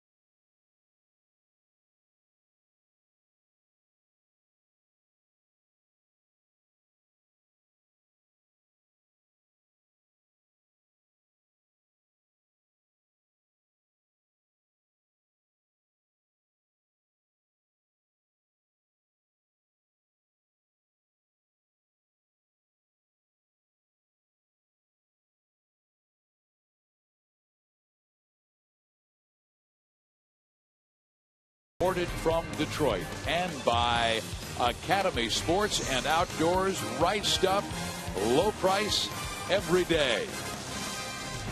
Beautiful evening in the East Bay of Northern California. Batman is here, and the Royals, Fox Sports, and State of Missouri are teaming up to help you stop smoking. For more information, call the Quit line at 1-800-QUIT-NOW. Wonder Woman's here, too. And Superman.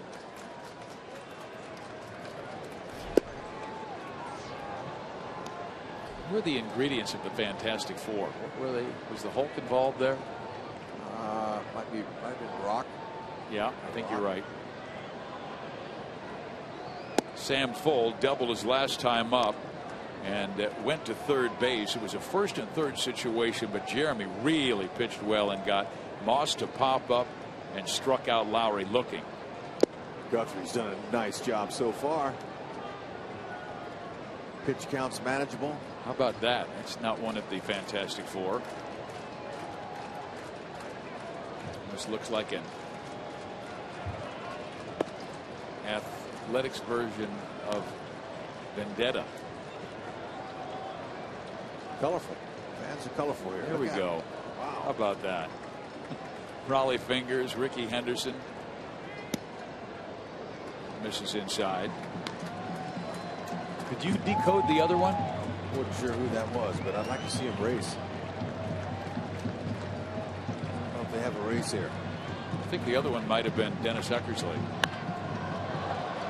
Sam hits that one well but foul.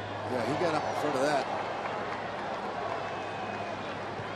This is the third time through the order for Jeremy Guthrie. He has shut him out through 5. Opponent's just batting .276 third time through because he's a smart pitcher, mixes his pitches well. Time he missed his spot as Salvador wanted it low and away.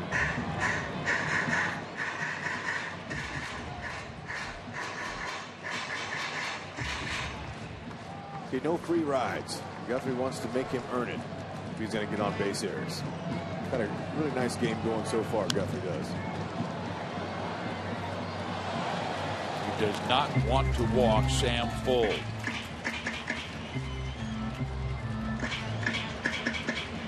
Fuld, one of their fastest players. And doesn't have a lot of pop in his bat. That's why Guthrie's pitching him up in the zone. Ooh. Did not bite, and he walks for the 30th time this year. A leadoff walk in the 6th with the Royals leading by just 1. Just a second walk in the evening for Guthrie. Number 5, John Jaso.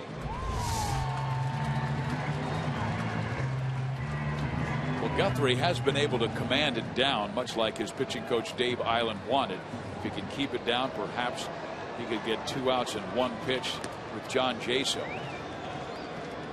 Fuld has stolen 13 bags this year and been caught 3 times. Jaso's ground into 5 double plays this year. Guthrie'd love to make it 6. Again, that Salvi worry about Fuld.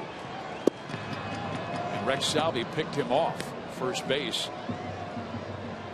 with the Twins on, let me see here, Wednesday night. Picked him off first base in the 4th inning.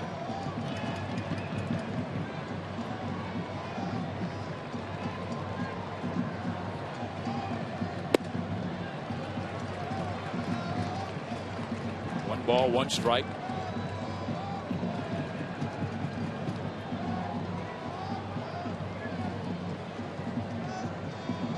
Fuld back with Oakland after being acquired by Minnesota in a trade that saw pitcher Tommy Milone go to the Twins. There's a high strike. Guthrie doing a nice job keeping it away from the power bats. That's what he wants to do. Middle in, better be careful in there.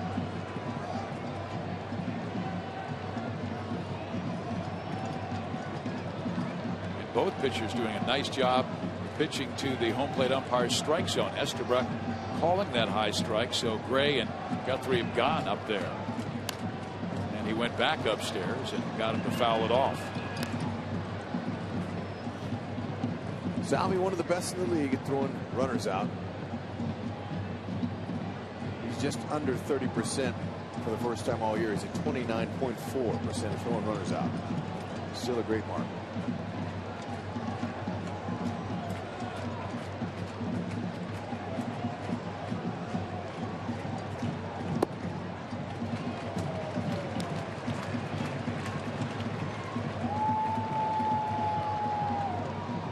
Pitch will be the 94th for Guthrie.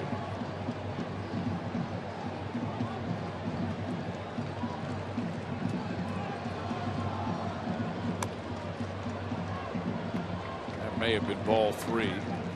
A good changeup by Jeremy, and Jaso just did get a piece of it.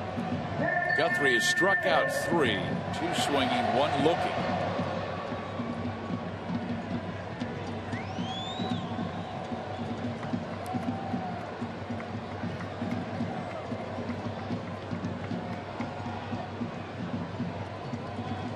Good pitch there. An off-speed pitch, and he strikes out John Jaso. Boy, that's some tremendous sinking action there on his two-seamer. That was beautiful. Jaso, wide base, doesn't even stride. That's called making a pitch. He's not out. I mean, he's not out of the tough guys area here. You got the 3-4 hitters coming up. Most power, most production there from Donaldson and Moss. Combined, they've driven in 148. 76 for Josh and 72 for Brandon. It's sharply, but by Infante into center field. Full will race to third, and Dyson hits the cutoff man. Escobar first and third for Oakland with one out. Boy, if Infante reaches that, it's a 4-6-3, but just beyond him. There's a great attempt. That ball was scalded. Guthrie put it on the outer half of the plate. That's a good spot, and just missed it. Good opportunity there for him to come up with a great play, but just a little bit past him. Now, more trouble here for Guthrie.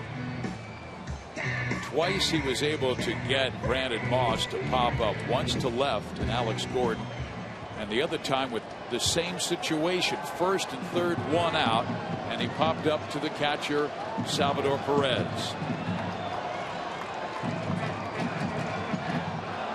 In the dirt, ball one. Because of the left-handed power, Moustakas has to play well off the bag, so Full can get a good lead at third base.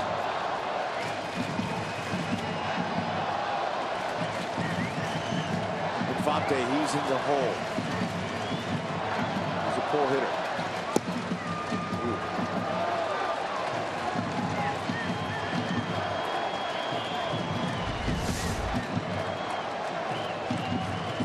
Pretty nice spot. Might be running out of gas, so Ned Yost has Francisco Bueno warming up in the Kansas City pen. And that ball is crushed down the right field line, hooking foul. Ooh.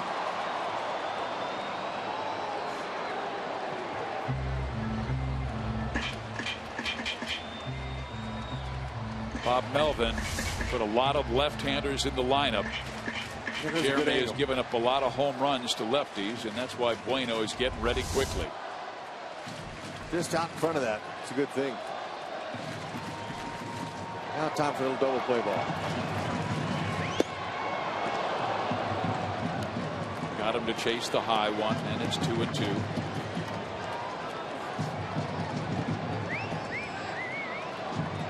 Moss with 23 home runs.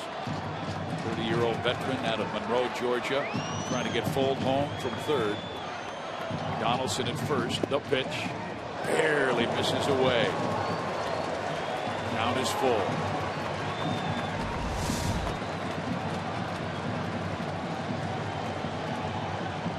Salvi doing all he can, trying to frame that up on the outer half, but it's just off the plate.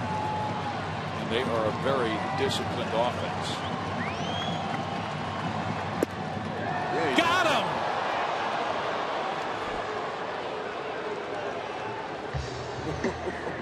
Guthrie, he's carving him up when he has to. Another nice pitch. Took something off it.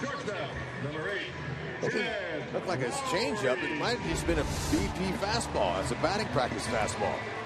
Well, Rex, here's Jed Lowry, same situation. Do you have any suggestions for Jed in this particular bat? Well, he better be swinging. I can tell you that. Fourth inning, he took two pitches that were borderline. He thought, and this one here got him out. But the previous pitch, he threw his bat just like that. Threw a little tantrum. And then on that pitch there, you know, you're not going to get it. You get the umpire's bad side. He said, I respectfully disagree with your call at home plate, and that's why he did not get thrown out. Well, he's a new chime here, and he wants to redeem himself. Great block by Salvi.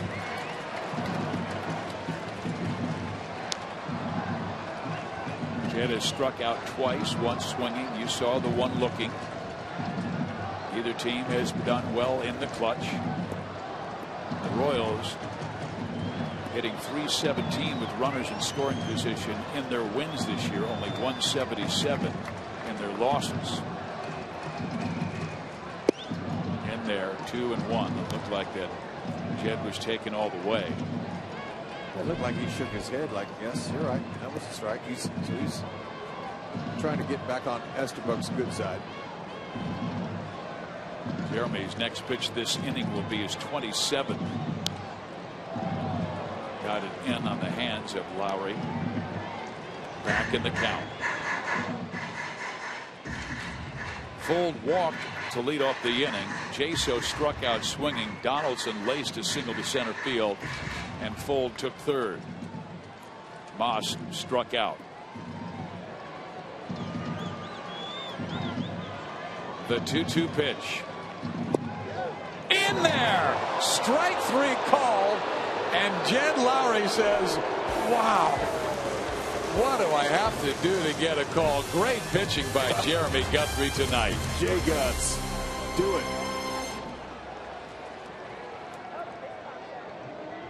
Fans, it's time for the Sox.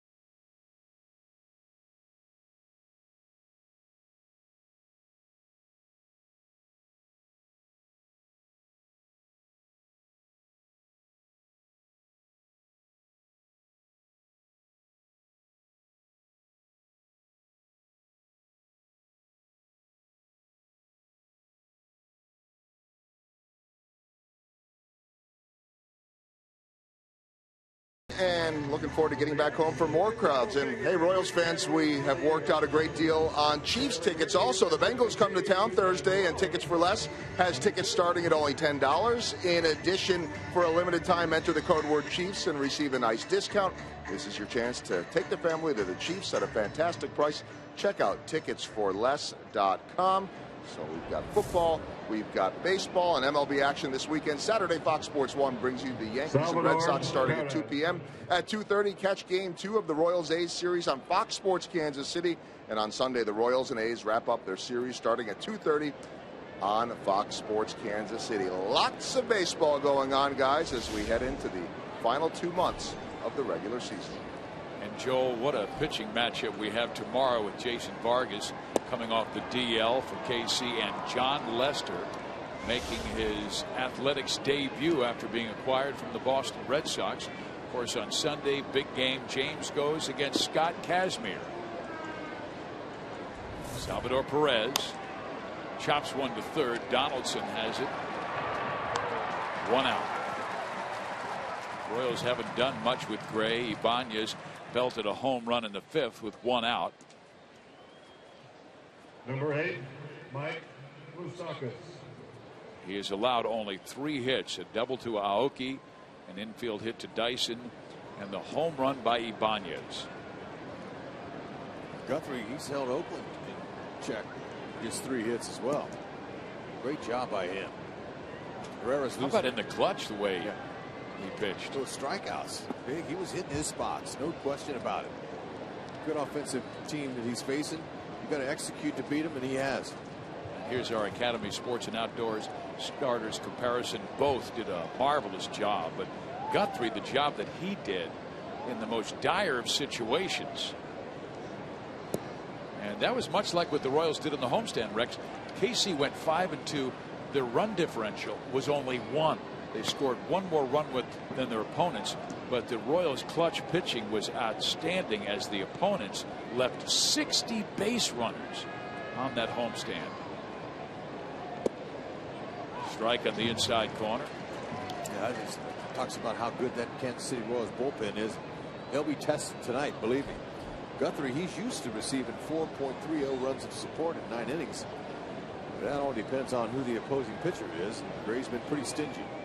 Kelvin Herrera starting to warm for KC in their pen, and there's Moustakas up the middle. Sogard backhands, and that's a nice play all the way around. The throw and the dig by Stephen Vogt. Looked like it hit off of Gray. Too bad for Moose. The ball doesn't hit off of Gray. That might have found a base hit up the middle. Number 16, Billy Sogard. Butler. Made a nice play and a good dig by Vogt.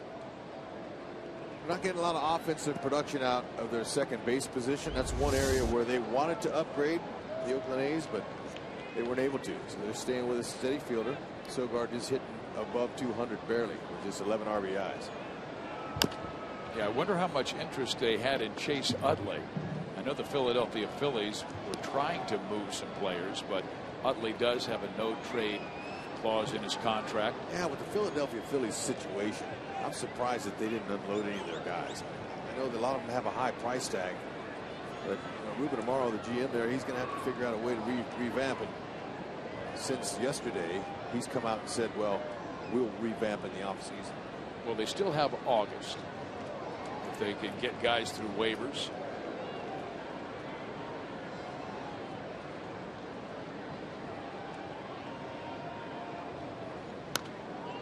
Billy fouls it back. But Rex, that has to be a tough situation for any general manager. Talk about Ryan Howard. He has this huge contract. Let's say you put him on waivers. A team claims him. Well, now they're responsible for that huge salary, so you got to make a deal. But you don't want Howard's huge contract. No, that's the problem. Teams don't want to add. They're not afraid to add a few $1 million, but not 10 or 20. To second, Sogard will throw out Billy Butler and Sonny Gray. 7 solid innings of 1-run baseball. Herrera's in.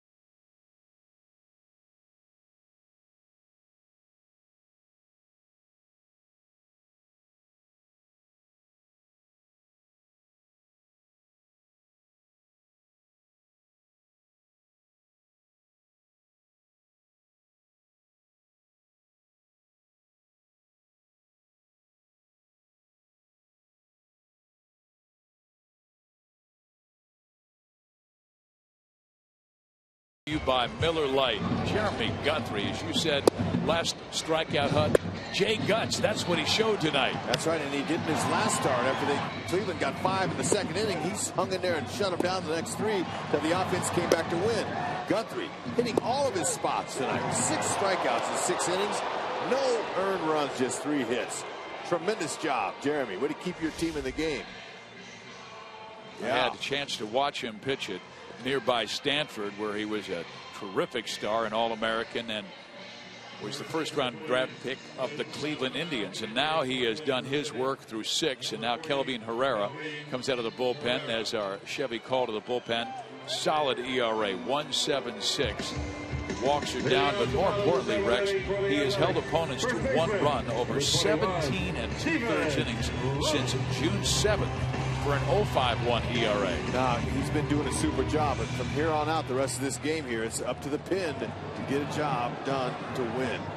And they have the skills, especially Herrera. Big, powerful fastball, changeup, a curveball he'll roll over. And it looks like Sonny Gray's evening is over, as Gregerson and Flaherty are warming up in the A's pen. Vogt took a shot right there to try to bunt that ball down the third base line with the shift all the way pulled over. And I'll tell you, trying to bunt a fastball at that velocity is very difficult. And with Vogt's power, he's got 5, he's got some pop. It's not a bad opportunity to try to get on base, but that fastball there is a 2-seamer that's just really exploding away. Yeah, the Royals. Ball's got great movement out of Herrera's hand. Yeah, he has a more confident look in his face. And we saw it at the beginning of last year.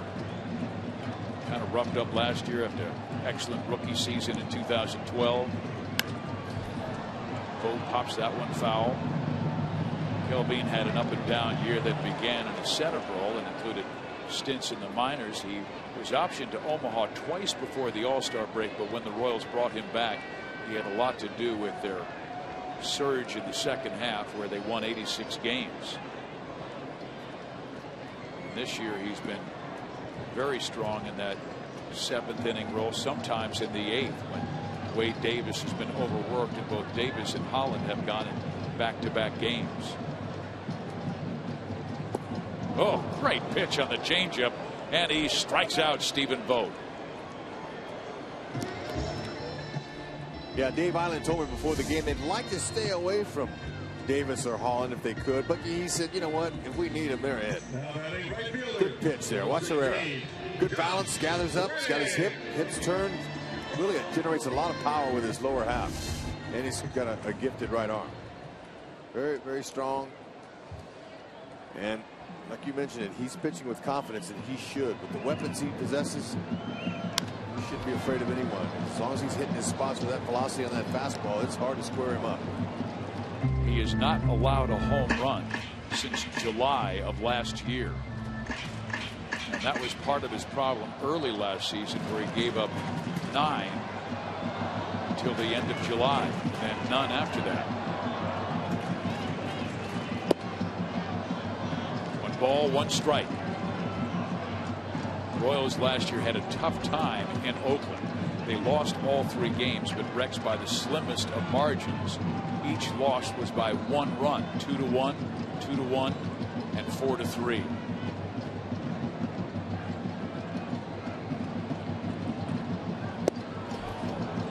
Another heater at 99. You try that uppercut, that home run swing on that 99, you're going to miss it. The whole key to hitting a guy like Herrera is just a short, quick bat speed. Just try to make contact with it. And the ball at that velocity will supply the power. And Herrera wants to stay underneath the bat. Hit Salvi's target. Ooh. Didn't miss by much. No, and he did. That's what he wanted to do ahead in the count. He's been using that 2-seam fastball up on lefties, and it just explodes and it goes away. And the lefty, he sees it as a good hitting pitch. By the time he can get to it, it's already by him. Pitching up in the zone is effective when you have that type of velocity. Off speed. And he reached out and touches it up the middle, so Reddick is on his 2nd hit of the night.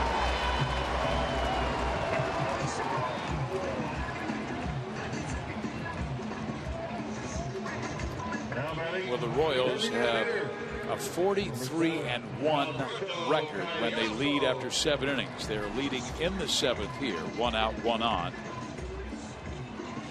But you know, the A's, looking there, they score a lot of their runs late. So this will be a tremendous matchup. These last couple innings. They have 18 wins in their last at bat. That's most in the American League, including 7 walk-offs. Callaspo misses the first pitch at 98. This is a very confident team. This game is not over until the last out is made, especially for these guys. Those kind of numbers you're talking about, how many walk-offs and stuff, and the way they're scoring their runs. The Angels won, so if the A's do lose, the Angels will be within 1 of first place in the West.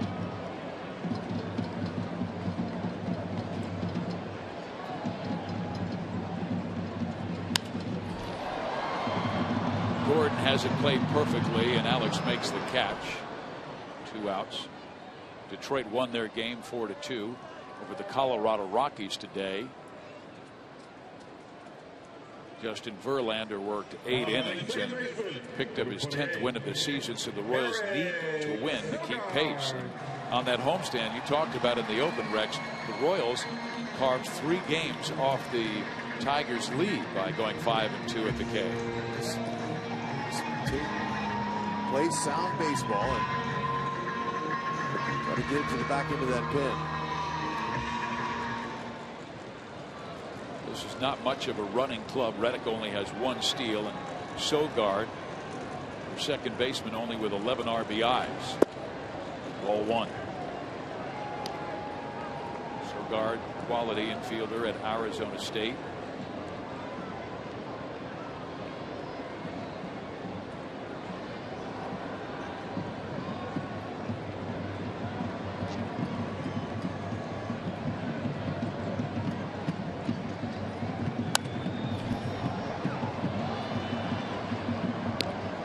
Ball 1 strike.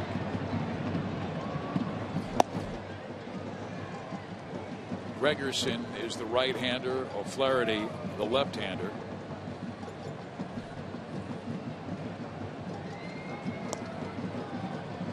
We expected to see O'Flaherty on Irish night.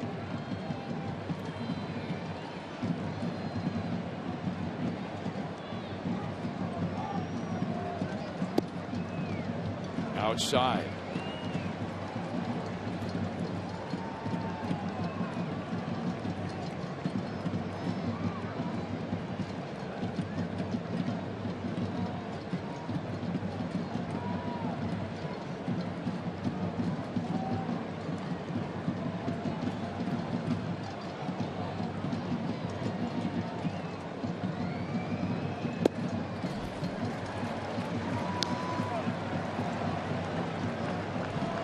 Kelvin doesn't want to lose Sogard. He's their number 9 batter with the least amount of production. Get Fold up there. He's on deck.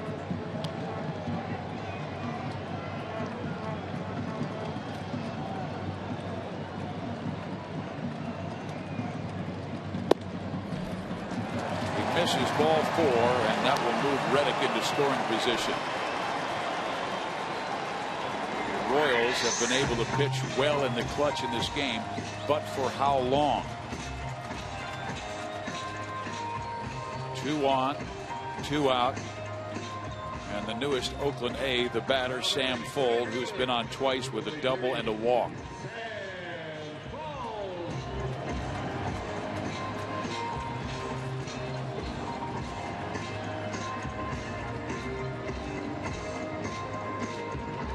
Herrera faced Sam on Tuesday when he was a member of the Minnesota Twins, and he sacrificed. Yeah, I remember that, and it was a great bunt too. I mean, was it on a fastball or a changeup? I can't remember. It was on a fastball. It was an excellent bunt. Right now, he's going to try to just slap that ball in the hole somewhere. Herrera's got to get back in that strike zone.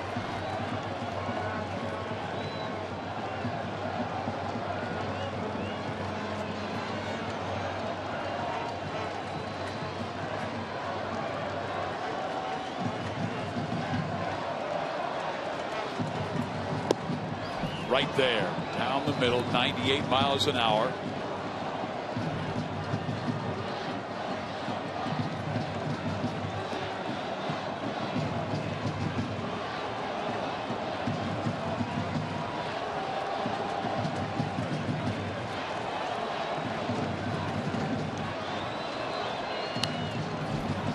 stayed up. It's not a bad idea to stay up on a guy like this. Likelihood of him taking you deep is not that great. You pitch him down, and he's going to try to slap and find a hole. Right, because Rex, remember, he had that down and in fastball at 98 full, got to it, and ripped a double in the 4th inning. So it looks like Salvador wants to work him away.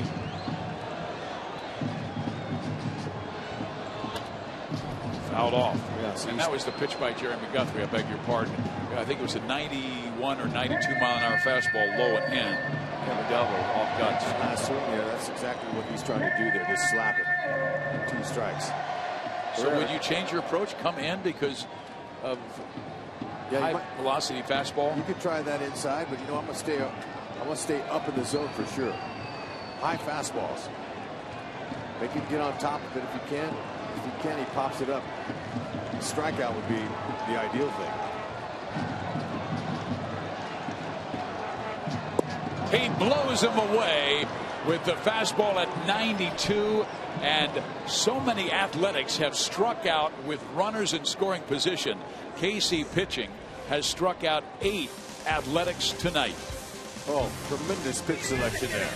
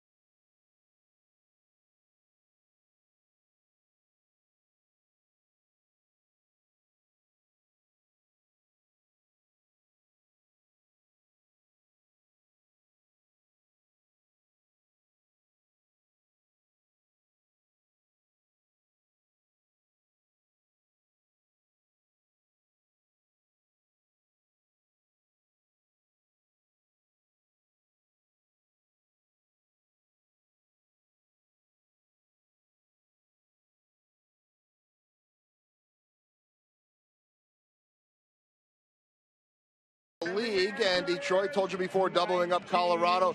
Cleveland blasts Texas. Baltimore won better than Seattle, and the Red Sox knock off the Yankees 4-3. Our Mazda game break takes us to that Orioles game at Camden Yards. J.J. Hardy just squeaking one by up the middle, good for a run. And there you see it, 2-1 is the final. The Mariners have struggled for offense, much like the Royals. Made some deadline moves, but they lose tonight. And just about all these teams are factoring in the playoff race. As we head down to August and September, a lot of teams still in it, Fizz. And the Royals right there, they have a 1-0 lead now facing Eric O'Flaherty. He got a win on July 18th. This is only the 9th game because he's been coming back from Tommy John surgery. He's reinstated off the DL on July 3rd. He's got 2 runs in 9 innings. Yeah, he's a sinking fastball guy. 89 to 93. Might see some 94s. He cuts his fastball in on righties. And he's got a fadeaway changeup that he'll throw to righties. But mainly fastball slider to lefties. He'll face a lefty, then a righty in Escobar, then back to the left side in Dyson and Aoki. Ibanez's solo home run in the 5th, right now the difference in the game.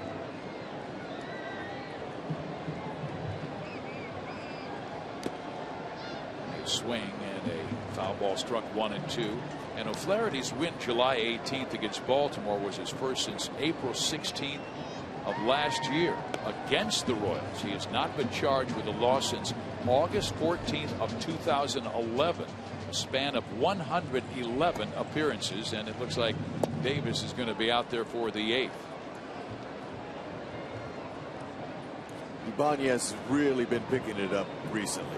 Starting to shorten up his swing, make a little more contact. There's the numbers the last 6 games. Look at the extra base hits, 3 doubles, a triple, and tonight's home run. And now a ball well struck to the right side. Sogard will throw him out. Love the way he goes 90 feet hard, 42 years young. Well, as promised earlier in the game, we have the AT&T fan photo of the game. And it comes from Brian. That's George Brett. He's signing her jersey. Oh, way to go. Alcides Escobar. Seen some great fan photos this year. Love that one, and you love to see them at the K. The Royals have a road trip here in Oakland and then to Arizona. Then we come home and we've got San Francisco. That will be a great series, and that will be Friday, Saturday, and Sunday next week. And then the Athletics come to town for 4 on Monday through Thursday. Fans, get your tickets now.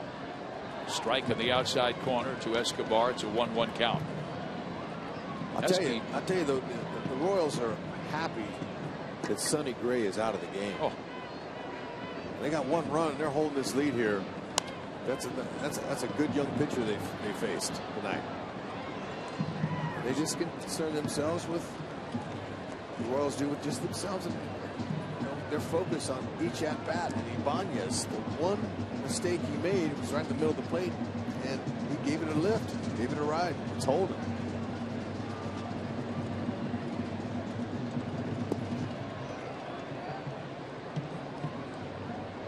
I think the Royals have a bit of a chip on their shoulder. A lot of the talk here in the Bay Area has been what Oakland did, adding Lester and Gomes and Sam Fuld. The Royals were close to making deals but did not. But they still have time, a full month through waivers. Now a 3-2 count to Escobar, who doesn't walk very much. He has walked just 16 times this year.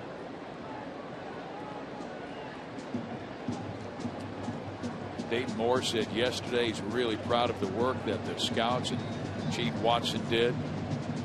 They still have opportunities after the deadline until the end of August.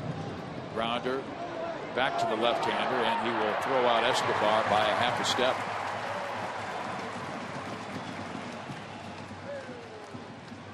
Fans, do you have a classic car that you want to show off at the K? Well, come out to the ballpark on Sunday, August 10th.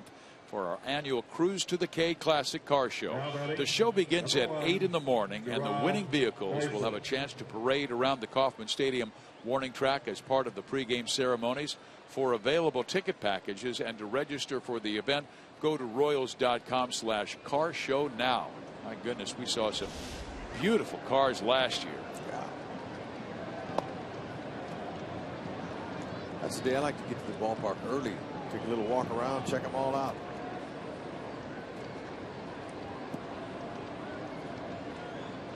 See if Dyson can get on base again. 1 for 2.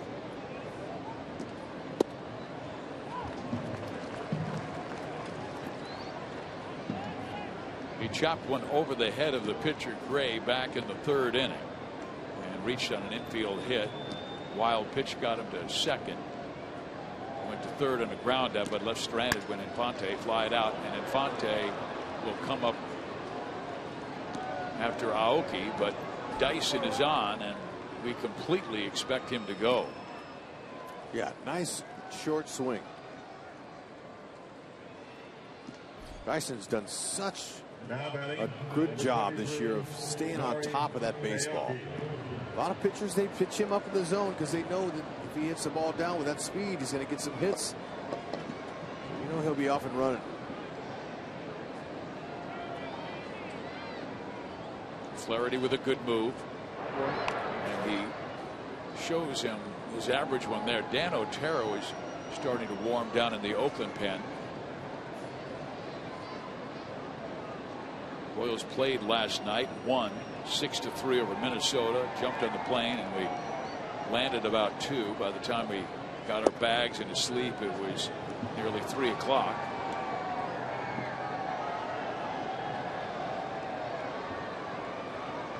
A lot of times the starting pitcher will fly ahead. Jeremy Guthrie flew with the team. I'm sure he slept in, but boy, did he pitch well. Sure did. Dyson does not go, and the pitch almost hits Aoki, and man, does he tumble to the ground. Well, by the look of him, looks like he thinks he got hit, but umpire is not going to give him the base. He did an exceptional job of getting out of the way. He was trying to sell it, that's for sure. He thought he was hit. He can be a little dramatic at times. A master thespian. Yeah, I mean, but you know, having played in Japan, I can tell you that a lot of their players are pretty dramatic.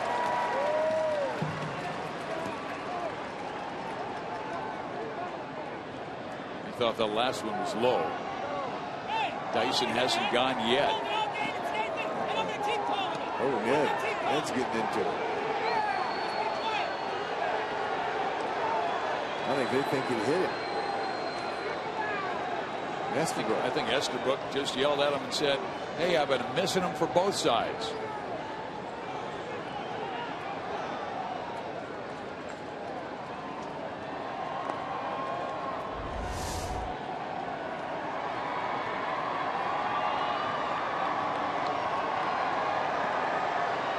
Clock showed it was a strike. Dyson, good running count. Dyson's having a hard time picking up his read. If you're going to steal, just steal on first movement. And with that kind of speed, you just keep going all the way and hope the first baseman doesn't make an accurate throw.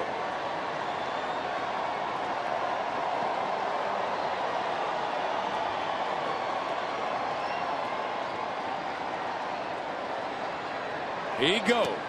Pitch inside. No chance. Stolen base number 22 for Dyson.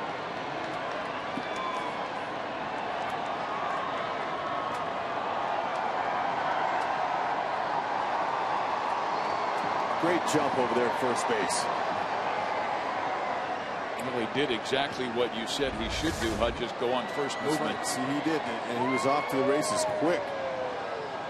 Just great reflexes. He's at full speed in 2 steps. Now, Aoki's all he's got to do is just place one nicely, give Royals a little bit of insurance for Davis and Holland. Aoki will work the walk, and now the lefty O'Flaherty will see Infante, or Bob Melvin will make a move to the bullpen and bring in Otero. He had him warming. That's what he's going to do.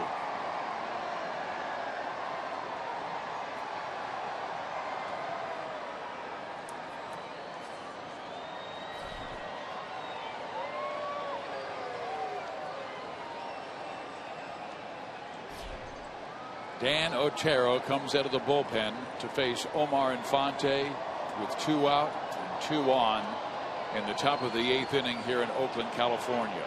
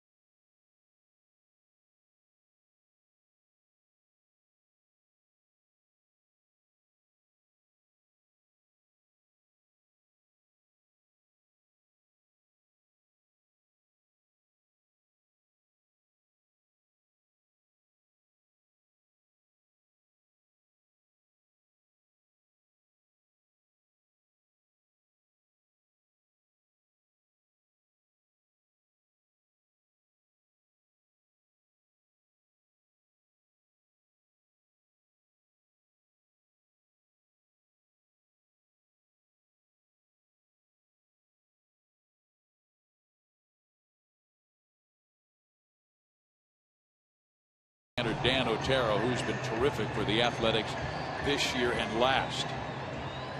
He's got what you call a bowling ball sinker. That's what he throws. 86 to 92. Slider and a changeup. He is first among American League relievers in wins with 7 and second in innings pitched with 61.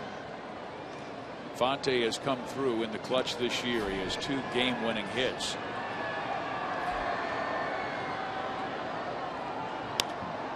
Tries to drop that one to right field, but out is the second baseman Sogard to take a base hit away from the Royals and a run. So a 1-0 lead for KC going to the 8th.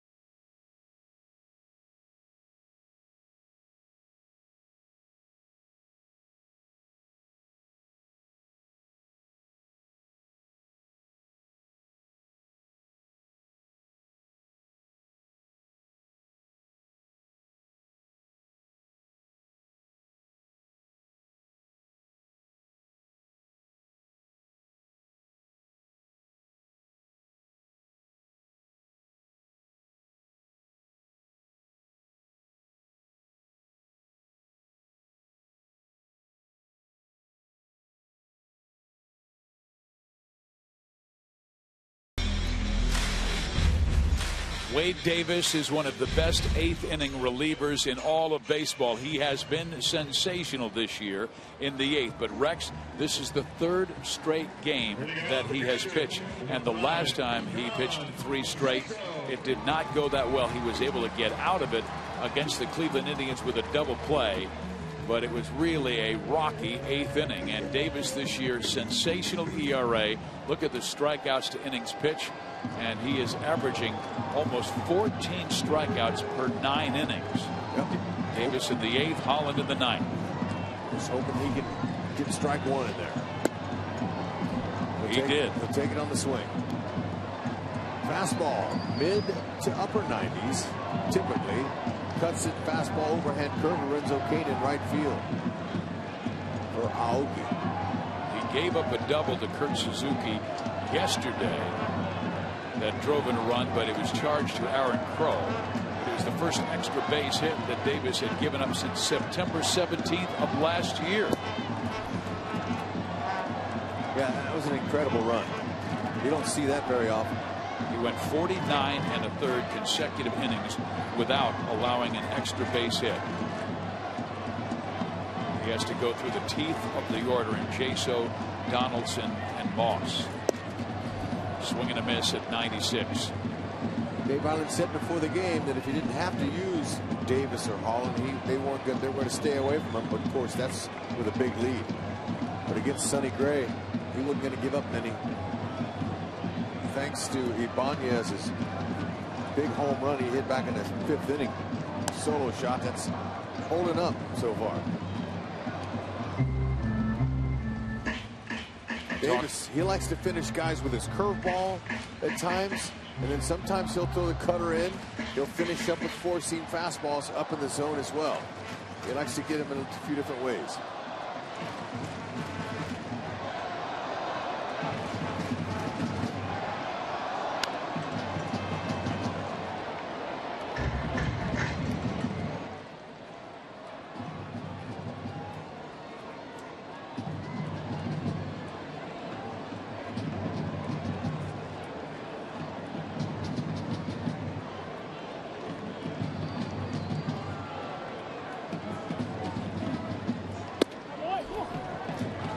balls, 2 strikes. I was casually talking with Davis the other day about, you know, his pitching and would he prefer to go back to being a starter or is he happy being a reliever? And he looked at me with a big smile. He says, I'm happy to be with the Royals and to be a pitcher in the big leagues.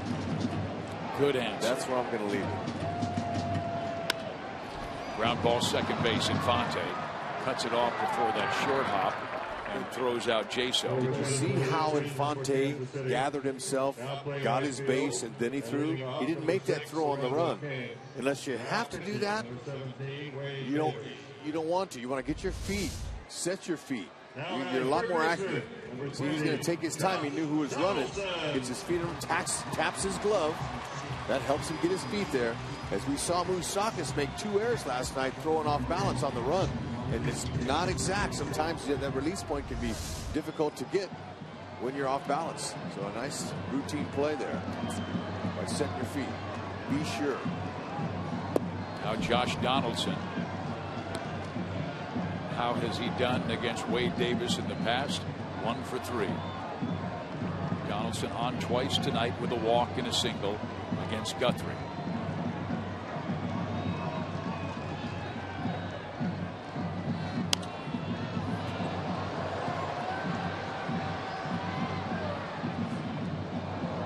On top of the Royals dugout, and if it was arena baseball, that would be an out.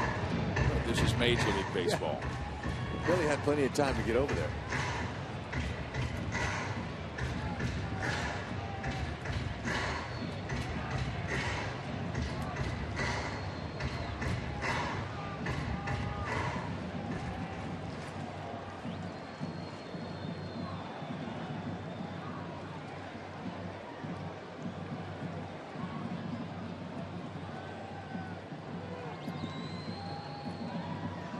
Wade last night gave up the double to Suzuki that scored a run to make it 6-3, but then struck out Eduardo Escobar, walked Danny Santana, and then struck out Nunez, and that was pretty much the end of any more twin threats. Good breaking ball, 1 and 2. I'll say he dissected the outside part of the plate with that breaker. Good location. Salvi holds still. Nice. Look at him. Salvi looking at that ball like a bird dog would on point. Perfect. It's called making it look good. Wrapping it up for the umpire. You know, Wade Davis is a big game hunter in the offseason. Goes with the fastball. Matter of fact, Wade once shot and bagged a 6-foot, 300-pound black bear with a crossbow on a hunting trip during a Tampa Bay Rays off day in Toronto. Really? Yeah. We were talking with him about that. He said it was pretty scary. Ooh. So was that. Salvi wants to know if he went. He did not, says first base umpire Joey Basner. Man, Donaldson. Man, he almost put himself on the disabled list right here. Man, he got out of the way of that. Watch out for your knees or your ankles. I mean, you can tweak a knee real easy doing that.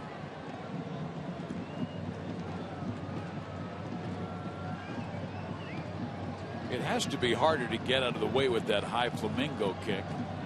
Yeah, the timing, that's a timing mechanism. When you lift that foot up like that, and you want the foot to be able to come down right before contact. Sometimes it's hard to do. He struck him out. Tremendous explosion on that fastball. They call that late life. That's a scouting term. That ball had some hair on it.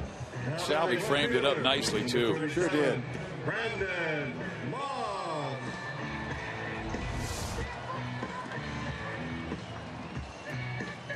So 2 outs for another power hitter in Brandon Moss. And the Royals put 3 infielders in the right side. Escobar, the lone man, on the left. Ball 1. Moss 0 for 3. Twice he popped up and then struck out looking with runners on first and third in the 6th. Guthrie got him looking and then got Jed Lowry. looking. You just got to really appreciate the work of Salvador Perez behind the plate. His hands are so soft. He picked that last breaking ball out of the dirt with no problem. Handed it to the umpire. Beautiful curveball.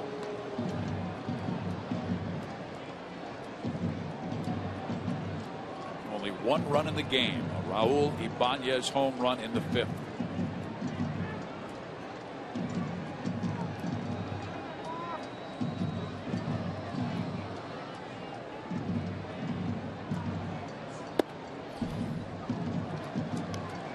Doesn't look like he's having any ill effects of pitching on the 3rd day to me. His fastball looks good.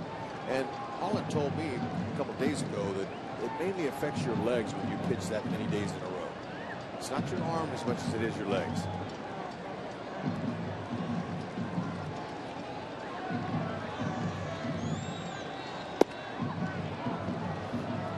Raises the outside corner to get back even in the count.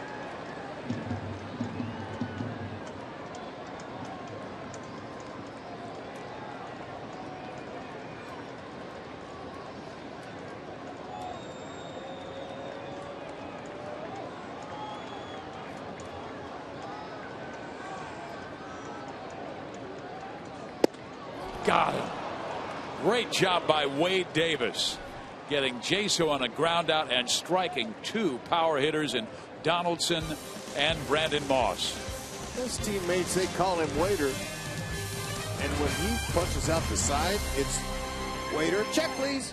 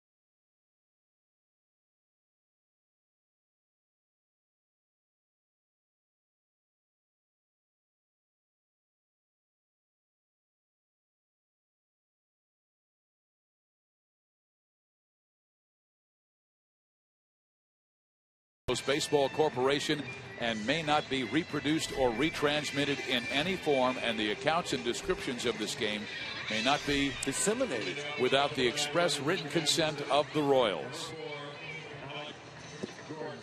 Beautiful evening in Northern California. Steve Physioc, Rex Hudler, Joe Goldberg with you. Game 1 of a 3-game series. The Royals trying to keep pace with Detroit, who won earlier tonight 4-2 over Colorado, and the A's trying to hold on to their 2-game lead over the Angels, but the Angels won today in their contest with Tampa Bay 5-3. That nice changeup first pitch to Alex Gordon, just in case Alex was sitting on a first pitch fastball. If they can get an insurance run for Holland. Gordon takes a strike, and Alex has not homered since June 21st. And that goes back 119 plate appearances. And Otero, you talked about great sinking fastball, very difficult to go deep off of. He's only allowed 3 in his entire career, and 1 came on Monday. Yep. So you know, you just try to do the best you can with 2 strikes to find that hole. They do pull Alex over in that infield.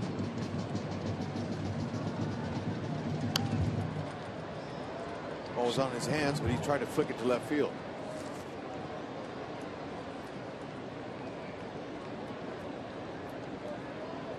Kansas City has won 3 straight series over the White Sox, Cleveland, and Minnesota. They'd love to start this big series well with a victory over Oakland. They'll face Leicester tomorrow afternoon, and Jason Vargas will come off the disabled list and throw for the Royals.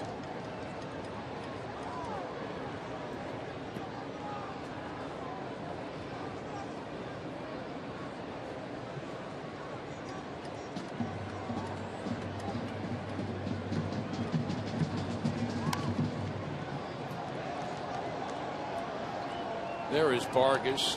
He's been out since July 9th, right after he beat the Tampa Bay Rays.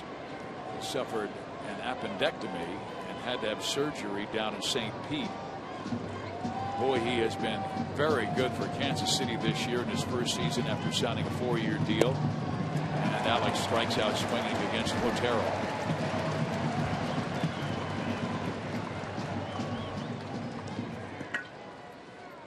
Part of the A's success has been their exceptional bullpen.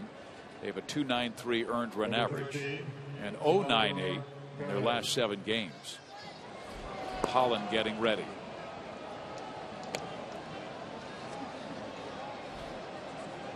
He will face hitters 5, 6, and 7.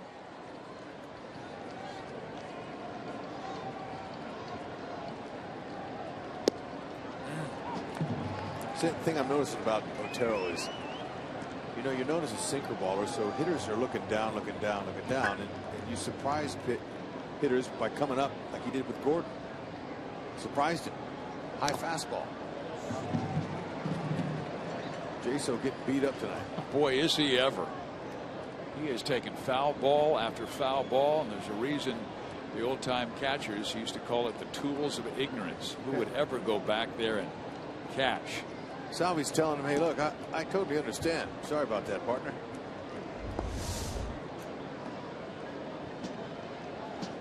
I remember the first time you tried out as catcher and you got back home, and what'd your mom say? She said, son, there's 8 other positions out there. Look at them and find one of them. You'll never catch again. And I'm kind of glad she did that. I know, but you were enjoying catching. Catching, you're in every pitch. How could you not want to be a catcher? I mean, it's fun back there. You get to call the pitches, you get to throw every single pitch. Another jam sandwich. 2 outs.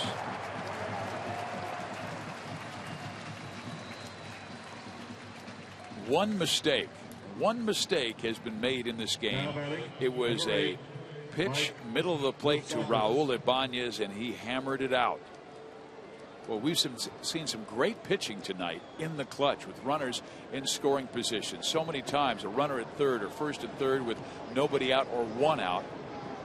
And either Gray or Guthrie do an exceptional job, and now it's Otero doing a terrific job for the Oakland Athletics out of their bullpen. Who's looking for that one pitch to hit out of the yard? 330 down the right field line. He leads the club in home runs with 13, had 2 on the homestand.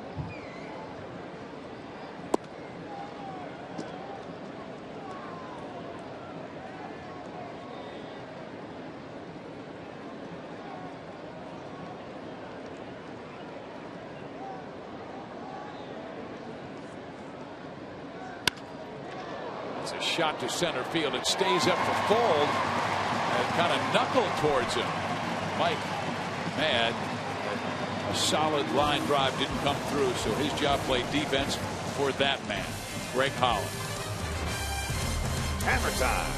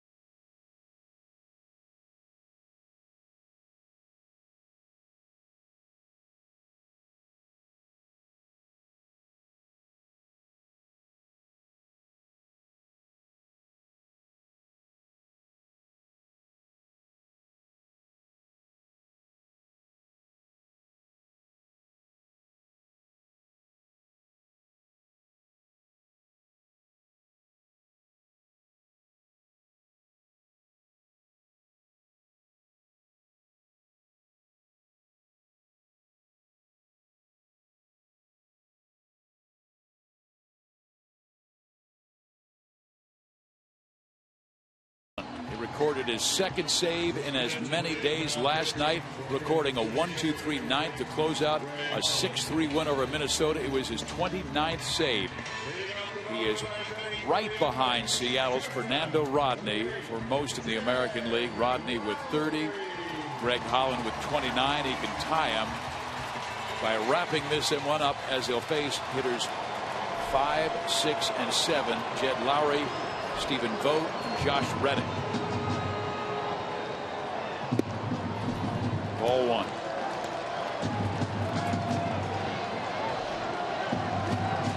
Strike one, Holland will tell you, is his best pitch when he comes in to close the game. He's got the slider and the split finger that he's got command with as well, but likes to get that fastball in there. Left field, Alex Gordon, 1 out. So important to get that leadoff man out, and Greg Holland does that.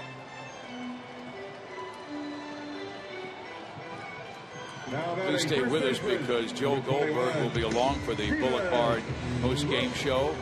That is coming up immediately after this game. The Royals trying to hold on to a 1-0 victory. Raul Ibanez home run in the 5th, the only run of the night.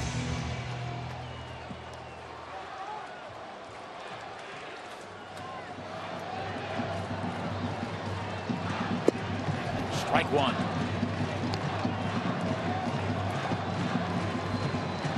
Vogt 0 for 3. Rounded out, flied out, and Herrera struck him out. First man that Kelvin faced to open the 7th inning. What a job the Royals bullpen has done again. Herrera with a shutout 7th. Davis with a shutout 8th. Now Holland trying to do the same in the 9th to wrap it up and hand Jeremy Guthrie, who would be our player of the game, with 6 outstanding innings.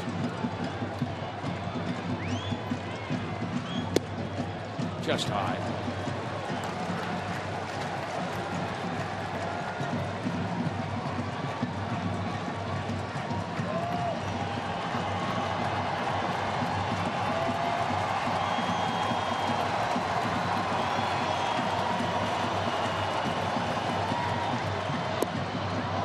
Slider. Yeah. Gets that hitter looking for that fastball. I'll tell you, that'll mess you up. He damages a lot of confidence of hitters. That's called being off balance. That's what he wants. See if he can finish it. Vogt barely stays alive on the heater at 97. Isn't it a nice relief not to have Yoenis Cespedes in this lineup? He was traded to Boston yesterday to acquire one of the best left-handers in the game, John Lester. Well, they feel like they'll be able to make up with minus his power somewhere in their lineup. But it's nice not having that big guy in there. Great slider. He struck him out. Tremendous location again. Davis, Holland. How about Herrera before that? Guthrie before that. The Royals are throwing some arms at the Oakland A's here. That's 11 strikeouts on the night for Royal pitching and 5 by the relievers. So Bob Melvin knows unless they rally, the Angels will be within 1 game of first place in the West.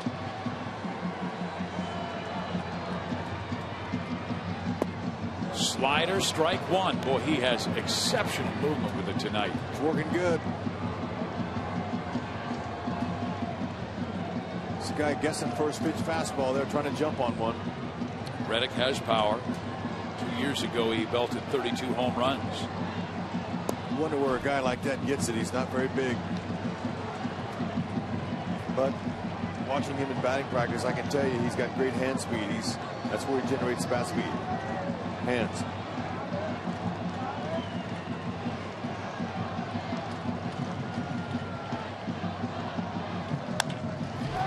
Base hit.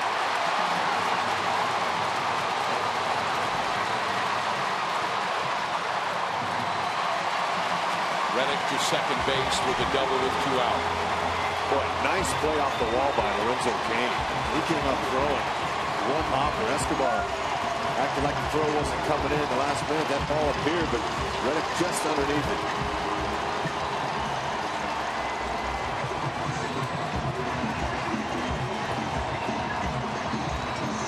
So Greg not done yet. Salvi wanted the pitch away, and it came back over the middle. Reddick was able to pull it into the corner. So a former Royal, Alberto Callaspo, now the batter, 0 for 3.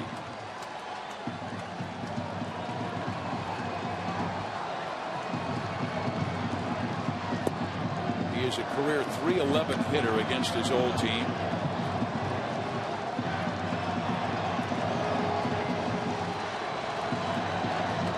For 4 against the Royals closer.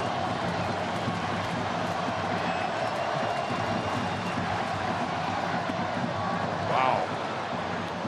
I don't know if I'd throw another fastball. The swings he's getting on the slider.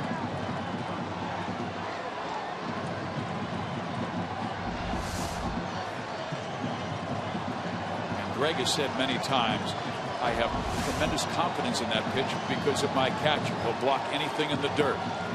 The 0-2. Another great block by Salvador, or Reddick's on third. Yep. It's just like throwing to a backstop. Derek Norris has gone to the on-deck circle just in case. But Holland wants to end it right here, right now. Salvi calls time.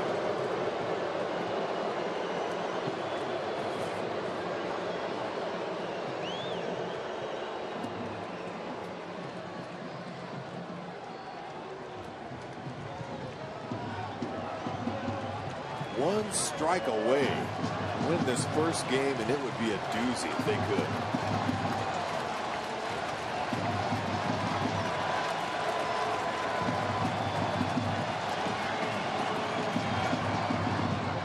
Check swing. Royals do not appeal. It's a 2-2 count.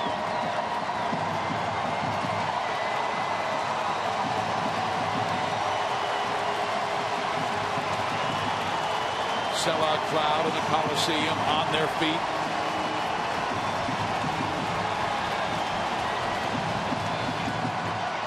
Check swing, he went! And the game is over. Another terrific block by Salvador. He picks up the baseball, tags Callaspo, and the Royals have a 1-0 victory. Raul made the difference. What a nice, timely home run. And it held. 5th inning shot. Well, Davis and Holland pitching 3 straight games, Rex, were exceptional. Oh, I'll say they were. Jeremy Guthrie and Sonny Gray matching up. It didn't look like a good matchup on paper, but that's why the game is played. It's all about executing. And that back into the pin to win was solid. Salvador Perez guiding the ship. Game 1 over. We saw the Royals' strength. Their bullpen. Guthrie with a great start. What a job by the pen, and just enough from that man.